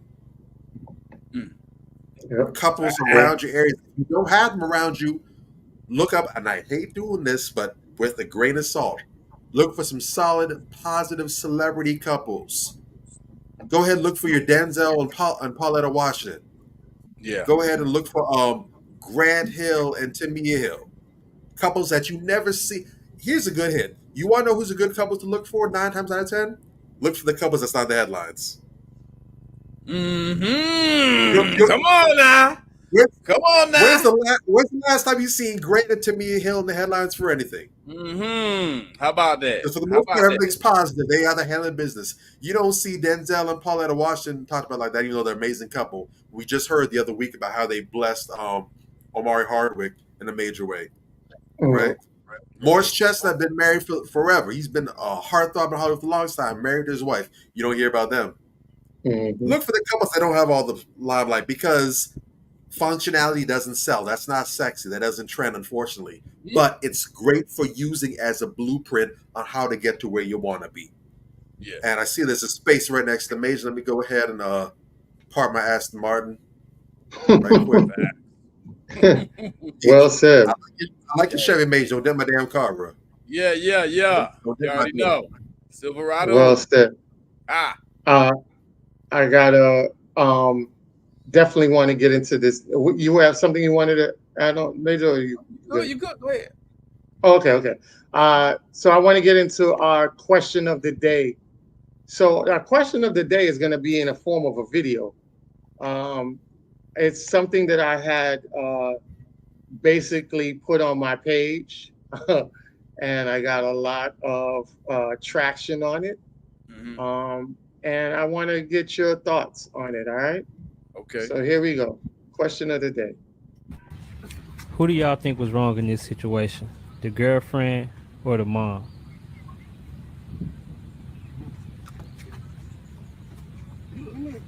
I'm not sitting in the back seat. You need to get out. You gonna sit in the back seat today? You need to get out. I'm not sitting in the back seat. My mom's coming soon. I ain't gonna lie. You gonna have to get it done. What you mean? What you mean you're not coming? It's not that deep. Just sit in the back seat. Okay, no, y'all not married anyway, honey. I mean, we just going somewhere. You act like you gotta sit in the back seat forever. Okay, bye. That's real crazy. Like what? So I've been doing a lot of digging because I know people are gonna say that she's white, but I've seen a lot of videos of other black girls getting into it with other black women, and I noticed this is a reoccurring thing that's going on with who sits in the front, whether it's your girlfriend, your wife, or your mother, who gets that option. I put it on my page and I got a lot of responses. I'm not going to dial into the responses. I'll let you guys go ahead and make your take, and then I'll let you know what I've seen on my responses. I'm going to have fun getting those responses. I don't appreciate you trying to trigger me with these responses today, Anthony. I really appreciate this bullshit. Bruh. This is part of the vetting. I guess so. Bruh. That just makes my ass itch. It just bothers me so much, gang. Like, bruh, really? Let me tell you something. If it were my mother and my wife, either of them would be more than willing to allow the other to sit in the front seat. This goes back to what Erica Lachey was saying about how the white supremacists, I know they got me cussing on a Sunday. What in the entire hell is going on? You know how sanctified I am. Got me cussing on a Sunday. Shit. You dig? But this goes back to what Erica Lachey was saying about how there's a joke that the white supremacists went and got some podcast equipment and dropped that shit off in the hood to make us attack each other like crack in the 80s. This type of dumb shit, who fucking cares, is my response. Because for me, personally, you understand what I'm saying? My mother or my wife, either of them will be perfectly fine with the other sitting in front. My wife would probably defer to my mother because my mother is an elder. You understand what I'm saying? My mother's a little heavy set, and she'd probably be more comfortable and have more space in the front. And I think that things like that, common sense things, should probably factor into it. But this whole weird energy where you have women getting triggered and angry and want to attack their man, and men wanting to attack their woman or their mother based on who's allowing who to sit in the front and all this. It's bullshit. It's just bullshit. It's utter bullshit to me, because it's petty at the end of the day. You know, it's really, really petty, because what we're talking about now is the female ego. You understand?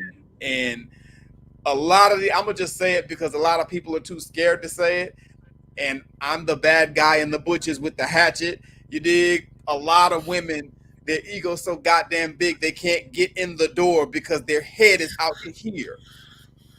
And that is what ruins a lot of relationships. You understand? And when I say relationships, I'm not just talking about man-woman relationships. I'm talking about mother-son relationships as well, to speak to that specific video. Your ego is so big that you got, you know, the thought in mind that you're bigger and more important than your son's wife. You know what I'm saying? You're not. The wife comes first, period. You know, no shade to the mother, you understand? But the wife comes first. That is the first lady of the household. You're the mother. You're still very important, whatever the case may be. But, you know, the Bible and everywhere else says that the wife comes first, because that is how you sustain a home. You know, that is how you maintain a home properly. That is the proper order of operations. You know, you get weird ass shit like, you know, I think, what was it? Marlon Wayans? No shade to Marlon Wayans, but that was some weird shit. Come out talking about how he never got married because he loved his mother so much. Are you crazy? You sound insane. Yeah. You know, like, he loved his mother so much, and, you know, it was so important that he give his time to her and their relation. That was some weird shit, bro. You know what I'm saying? And no shade to his mom, but his mother should have checked that. No, you go out and find you a young lady and you be happy, and that will make me happy. That will fulfill me. That's where we're supposed to be with this, you know. So I don't think that it's important who sits in the front or not. I think that's a total, you know, I think it's a total distraction. I think it's total bullshit. It's very petty. It should be interchangeable depending on the situation. But the idea that whoever sits in the front is the most important is what I get from that particular video and that example. And, you know, this ego bullshit, we got to get that out of our relationships and just deal with each other in a way that is more practical and, you know, comes from a place of common sense and understanding. I'm just saying. Because that was some bullshit. Yeah. Well said. Drake, what you got? Indeed. Hold on. Let me go ahead and hop in the whip right quick. Seatbelt, safety first. Yeah. So, yeah. As far as this, I refer to structure and order. So, if you're a person that operates based off of tradition and structure and order, then the way it should go is that the wife gets the front seat. The mother sits in the back. If it is a girlfriend, this is a person that you have not made the commitment to, then the mother rides in the front. The girlfriend sits in the back because her title, although she has one, it does not supersede that of the mother in the man's life as far as significance goes. So therefore, that's where you sit. Now, ultimately, at the end of the day, who sits where is based on who agrees to what. We're adults. There should be an ability to communicate and to go ahead and say, well, you can sit here, or you sit there, or I want to sit there, okay, that's fine, or no, you should sit here. No, that's fine, I'll sit back here. You sure? Yeah, I don't mind. That's a type of thing, what have you. Plain and simple. Now, because she's a girlfriend, as far as I'm concerned, she really don't get a say. I don't know what kind of situation they got. I don't know what they live together or what other kind of stuff they got going on, or hodgepodge, what have you. I don't know.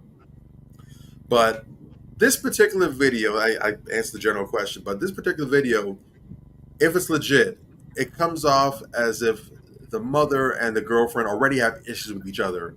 And this is just yet another flare-up, another opportunity to let it be known, bitch, I can't stand you. And that type of thing. That's what that sounds like to me. Now, why that is, I don't know. I was going to get on him for not saying anything, but I don't appreciate how he seemed very kind of hiding behind his mother's skirt, like, yeah, you can't sit there. Like, bruh, this is your vehicle. Your wife, your mother, your girlfriend. Kindly go ahead in your mother's purse, retrieve your testicles, attach them. There you go. Put some bass in your voice. Get your nuts out of her purse. There you go. Yes. Yes. Regulate. I'm just saying. There are 3 individuals here. Only one of them is supposed to have a pair of testicles. Spoiler alert. It's not either of the individuals that have the largest chests. That's all I'm saying. Say what it is. Now, I'm perfectly fine if that case, if she wants to be a goofy and go ahead and get in her own car or whatever, you can do that. We're going to drive off and go with that. Actually, you do what you're going to do. We're going to talk about this later on. But I don't appreciate the lack of masculinity being present. And that, to me, is probably as big a part for the issues between the two of them as anything else. Because, again, as a man, you're supposed to be the regulator. You're a grown-ass man. You need to check your mother. You need to check your girlfriend. And I think this is something I said possibly in the very first episode that we had. It is important for men to learn how to check their mothers. The first boundary that a man needs to learn how to set is with his mother. Because if he can't do that successfully, he's not going to be able to set a boundary with any woman. It doesn't have to be disrespectful. It shouldn't be disrespectful. This is not a disrespectful thing. This is simply saying, Mother, I love you. I appreciate all that you've done for me. Thank you. You're still my mother no matter what. But at the end of the day, I'm a grown man. There's a line in the sand now between your parental status and me. I'm an adult now. Whatever you have and haven't done, that's it. I'm now out in the world. I'm taking whatever you gave me, whatever you didn't give me, and now I'm acting based off of it. Some things are going to make you happy. Some things might let you down. But this is still me. You got to let me run this. And no matter what, I want you in my life. But if I have to check you, if I have to temporarily excommunicate you, if I got to cut you off for good because you're just out of control, whatever it is, I will do that for my peace. I love you, but at the end of the day, you are not allowed to interrupt and disrupt my peace. And when you sit on that, and you stand on business, even if she doesn't like it, your mother will respect it. The women that you deal with in the future will respect it and will also empower and enable you to set that same line in the sand with them. So when they start going back and forth, I'm sitting in the front. I'm the mother. And all you do is you clear your throat, you get that Samuel Jackson look in your eye. Come on now. Then they both know that they need to either shut up or one of them needs to take their rear ends inside. That's it. And that's what it's going to be. That's it. It's called, at the end of the day, putting your big boy drawers on. That's it. Put your big boy drawers on, fool. Damn straight. I'm just saying. Damn straight. I think a lot of times people don't understand, and this is why I brought it up, because it's as simple as it looks and it's supposed to be common sense. It's really been a major deal breaker and a factor and a disruptor in a lot of relationships. True. And I wanted us to give them perspectives of how to go about it, even as logical, as plumb dumb as you're supposed to look at it and say that's common sense. You should already know the order of how to handle that. There's a lot of people that seem to not get it. And also, I have a little bit of grace for the guy. And why I say I have a little bit of grace for the guy is because even when you stand firm with your mom and you stand firm with your girl, it goes back to what Major was saying about how if those two have egos, it's not, it don't matter what I say, it's going to be your rift between them that might get into a physical altercation. And the reason why I brought that up is because I want women to see, stop putting your man in situations that's going to fuck around and cause him extra stress. Come on now. Come on, man. You can't put extra. He has to take. I tell people this all the time. When you look at a man, he has to provide happiness for his mother, his father, his children, his girl, his wife. Everybody. Right? Who does provide happiness for him? This is why men constantly tell women, we want peace. Because all the chaos everybody brings, from my job to my parents to my girl to my kids, I just want to come in the house, grab a beer, take my shoes off, watch some football until I got to go back out there and get the bacon again. Right? Preach, boy. Dog, bring peace. Whether you're his parent or you're his girl, bring peace. That's why one of the most powerful songs was Method Man and Mary J. Blige. Yeah. And the most critical line in that whole song was, baby, rub my back and tell me it'll be okay. And that's real to a brother like me. Yeah. Because that was a common saying, baby, I'm bringing you peace, showing you everything is going to be all right. Yes. And he loved that. You get what I'm saying? So I just want you guys to understand, when I've had my mother in this situation plenty of times, and it be to the point where me and my girl be telling my mom, get your ass in the front. And she be like, nah, y'all ass stay in the front. She be the first one to jump in the back. Yeah.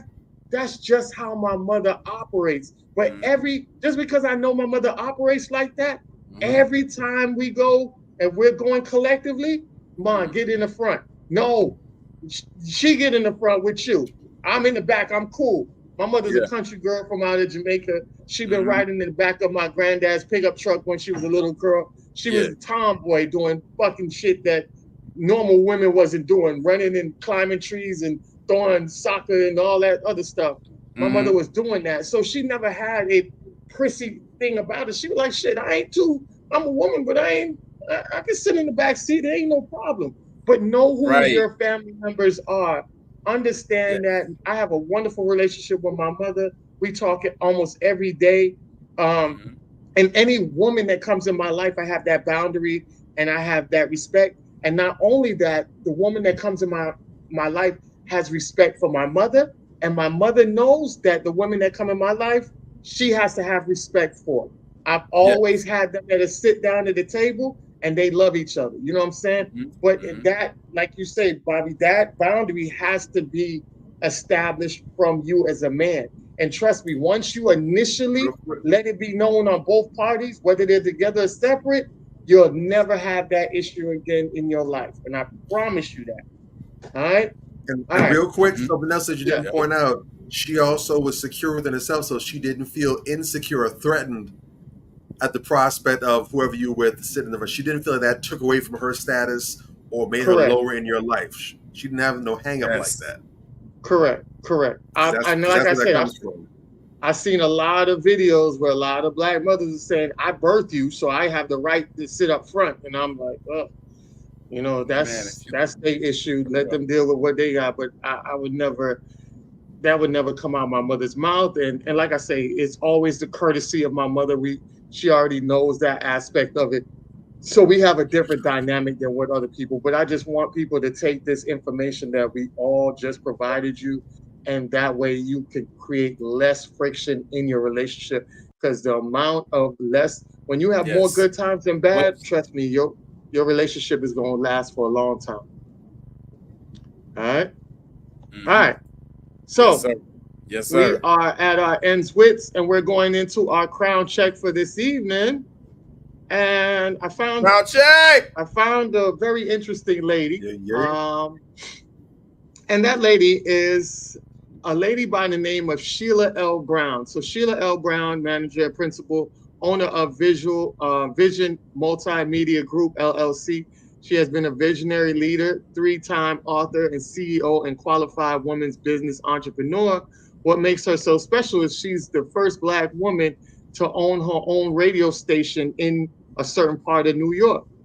Gangster. And so it says Sheila Brown is married to Kenneth Brown with their 3 children, Morgan, Barrington, Bain, and she is a lifetime member of the Baptist Church.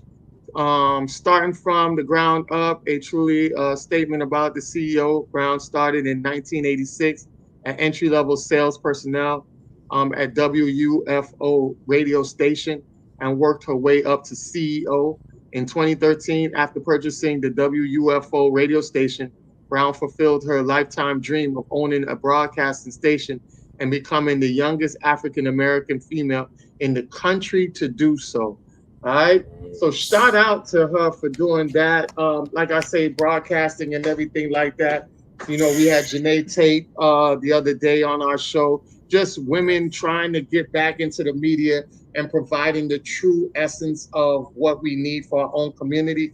Because once we start getting more things that's owned by us with unapologetic mindsets and things like that, we can get the true information out to the people without being pushed with propaganda disguised behind blackface.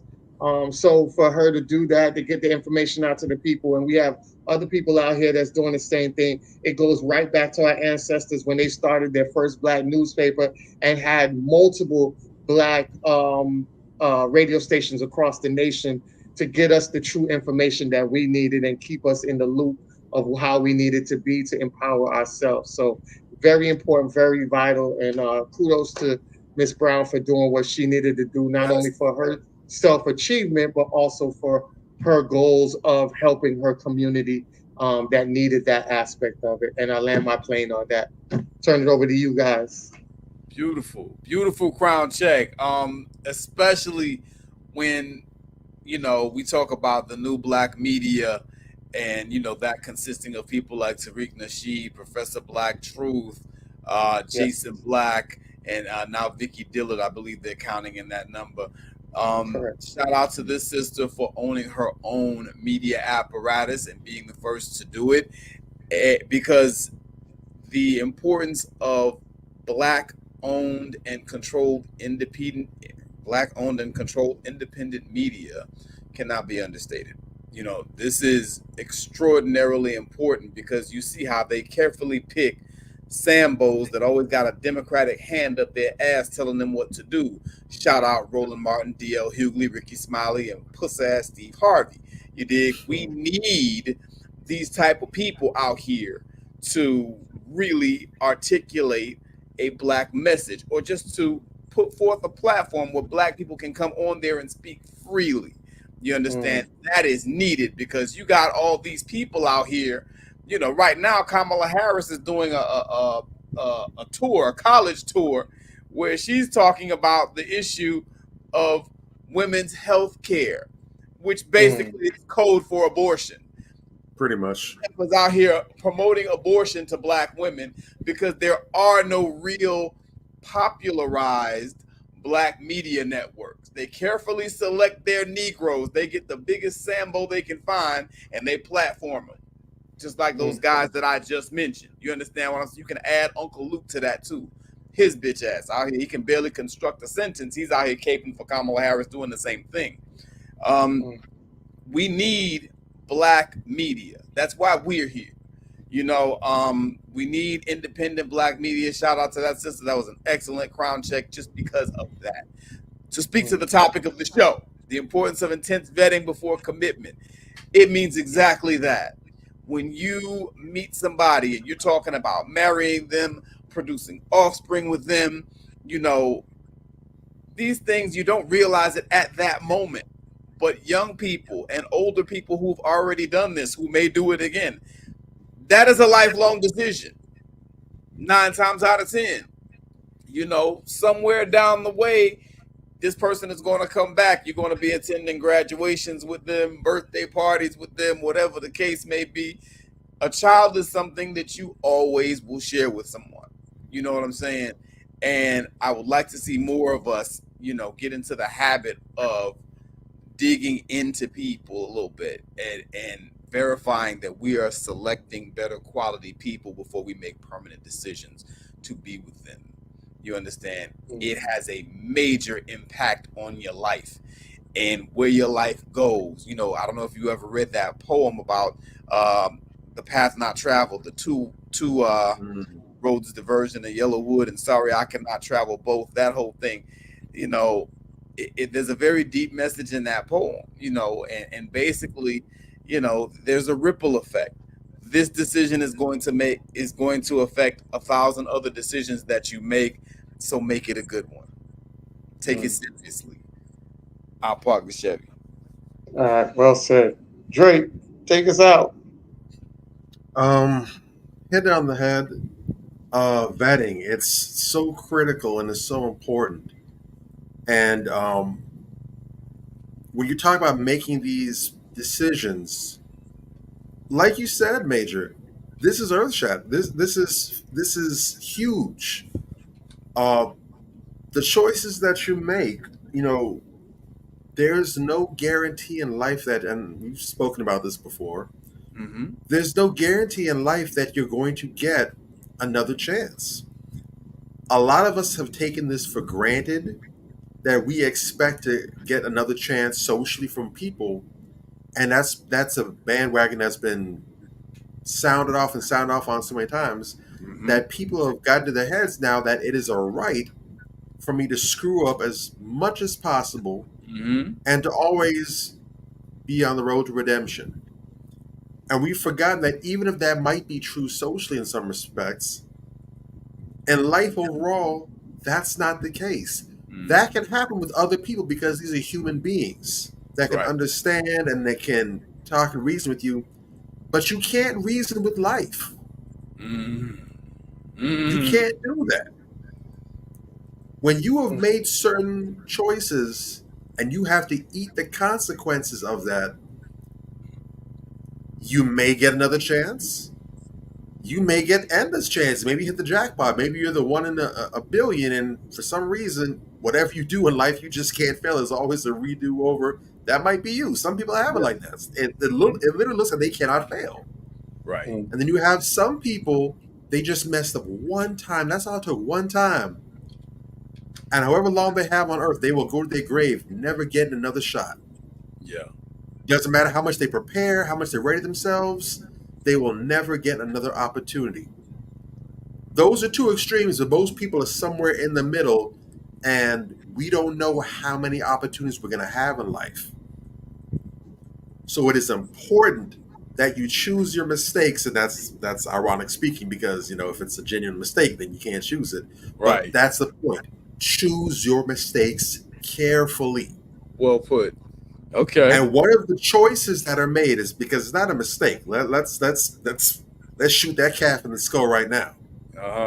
It is not a mistake when you go and you get pregnant or get someone pregnant that you have no intention of doing that with. That's not a mistake. It is not a mistake to go ahead and get someone pregnant, to get pregnant before you get married. That's not a mistake. Right. That is a cultural choice that has been made because you've seen too many people around you that have done it. They've done it in your family. They've done it in your neighborhood. They've done it in your school. And you figure, well, I can go ahead and repeat the same process. That is a choice. Yeah. And now here you are as an adult trying to do better for yourself, but you still have this goddamn anchor around your neck, dragging you down. And you might be able to pull your head up, might not be doing as bad as some other people, but you still got the anchor around your damn neck. Because of a bad choice that you made that you're still paying the price for. At some point, you got to do differently because that's also going to impact your decisions and your vetting process. Because now you're vetting, and that's good, you should be doing that. But are the options you're vetting from the ones you would have been able to vet if you had simply not made that choice? Would you have better options and more options to vet from as opposed to limited selection and you're trying to find a good option from the bargain bin? Well said. So you have to be mindful of these things. And I'm going to park the Aston. Got to refill for gas in the morning. We appreciate you all, as always, kicking it with us for another week. You know what I'm going to say now. Make sure you go ahead and like tonight's episode. Share it. Pass it on to the people that you're going to think are going to value it, and even the people who won't value it. And subscribe. Make sure you go ahead and click the little bell icon that's at the top. We're not going to blow up your notifications. We're not going to have your phone hot and on fire. But it will sizzle when 8 o'clock p.m. Eastern Standard Time arrives on Sundays, because that's when we go and we do our thing. Make sure you hit us up. Anthony Malcolm, Major Gage, Bobby Drake. Look us up on social media. We're not hard to find. Click in with us. Gain access to our Manifestations 2020 group. We share fire content all throughout the week, and we always keep that positive spin on things to get your mind on the right trajectory. Come on. Much love. We'll catch y'all next week. Same time, same place. Anthony, hit my damn theme music, man. We'll see you guys in 2 weeks. Next week is my birthday weekend. I won't be here. It's a real ninja celebration. And Mel to Tampa. Check out my new house up there. So yeah, I'll be out there next week. So yeah, I'll be back. So the following week after that. What day that is? Let me make sure you guys know. Next week, so that should be the 13th, if I'm not mistaken. The 13th, yes, correct. The 13th. So we'll be back on the 13th. So just make sure that you're out here doing what you need to do and keeping your family safe. All right. So we love y'all. Keep y'all in our prayers. We keep you in our prayers as well. And we'll see y'all guys in 2 weeks. Yeah. All right. Peace. Manifestation.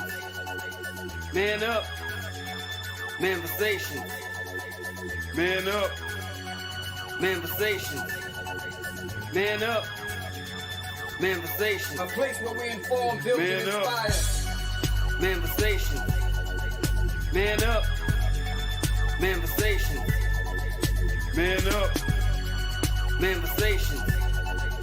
Man up. A place where we inform. Manifestation. A place where we inform, build, and inspire. You gotta eat what you kill. You gotta go out there. You gotta hunt for your meals. We all have that ability to connect with people, to be that motivational person in somebody's life. You gotta let people know there's certain lines you don't cross, and that there's gonna be consequences if you do. Man up. If you are an adult and you are in a relationship, that person's emotions are not your responsibility. Man up. Manifestation. Man up. Manifestation. Man up. Manifestation. A place where we inform, build, and inspire. The devil, during slavery, destroyed the masculinity or manhood of the so-called Negro. No man. No man. Right now you got to be trained all over again to be a man. When someone is obligated to do something, it is binding upon them to do it.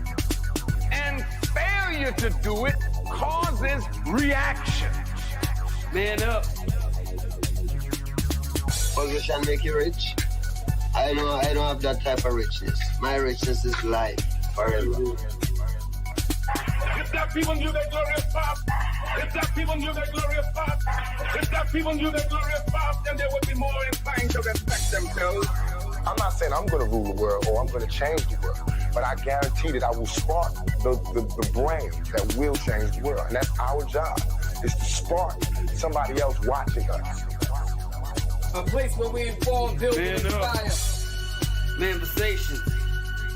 Man up. Manifestation. Man up. Manifestation. Man up. A place where we inform. Manifestation. A place where we inform, build, and inspire. You want to tell me about yourself? Go get your friends. I'll tell you who you are based on who your friends are. Don't just live and die. That's an ugly existence. Make your life matter. Make your life count. Live a life where people can actually mourn you for the things you left behind, not just because you were around and existed. We need strong black nuclear family. Yes. Yes. That's what it is. Mother, father, son, daughter, all in the same house with a focus on the family unit as a whole. We had Tulsa, Atlanta, New Jersey, Detroit. We had Rosewood. We had Black Wall Streets all over. The Republicans aren't for us, but the Democrats aren't for us either. And we should have no alliance to any political party. We only have alliance to what is in our own best A interest. place where we inform, build, and inspire. Manifestations. Man up. Manifestations. Man up. Manifestations. Man up. A place where we inform. Manifestations. A place where we inform, build, and Man up. inspire. At the end of the day, as men in the community, we Man must up. stand together and be counted because people look to us for guidance, leadership, Man and up. protection. And if we are not about that business, we are not on our job. Man up. Here we have grown-ass man conversations in the spirit of that purpose. Man up. Anthony Malcolm, Bobby Drake, Major Gage. Man up. We are. This is Manifestations 2020. Manifestations.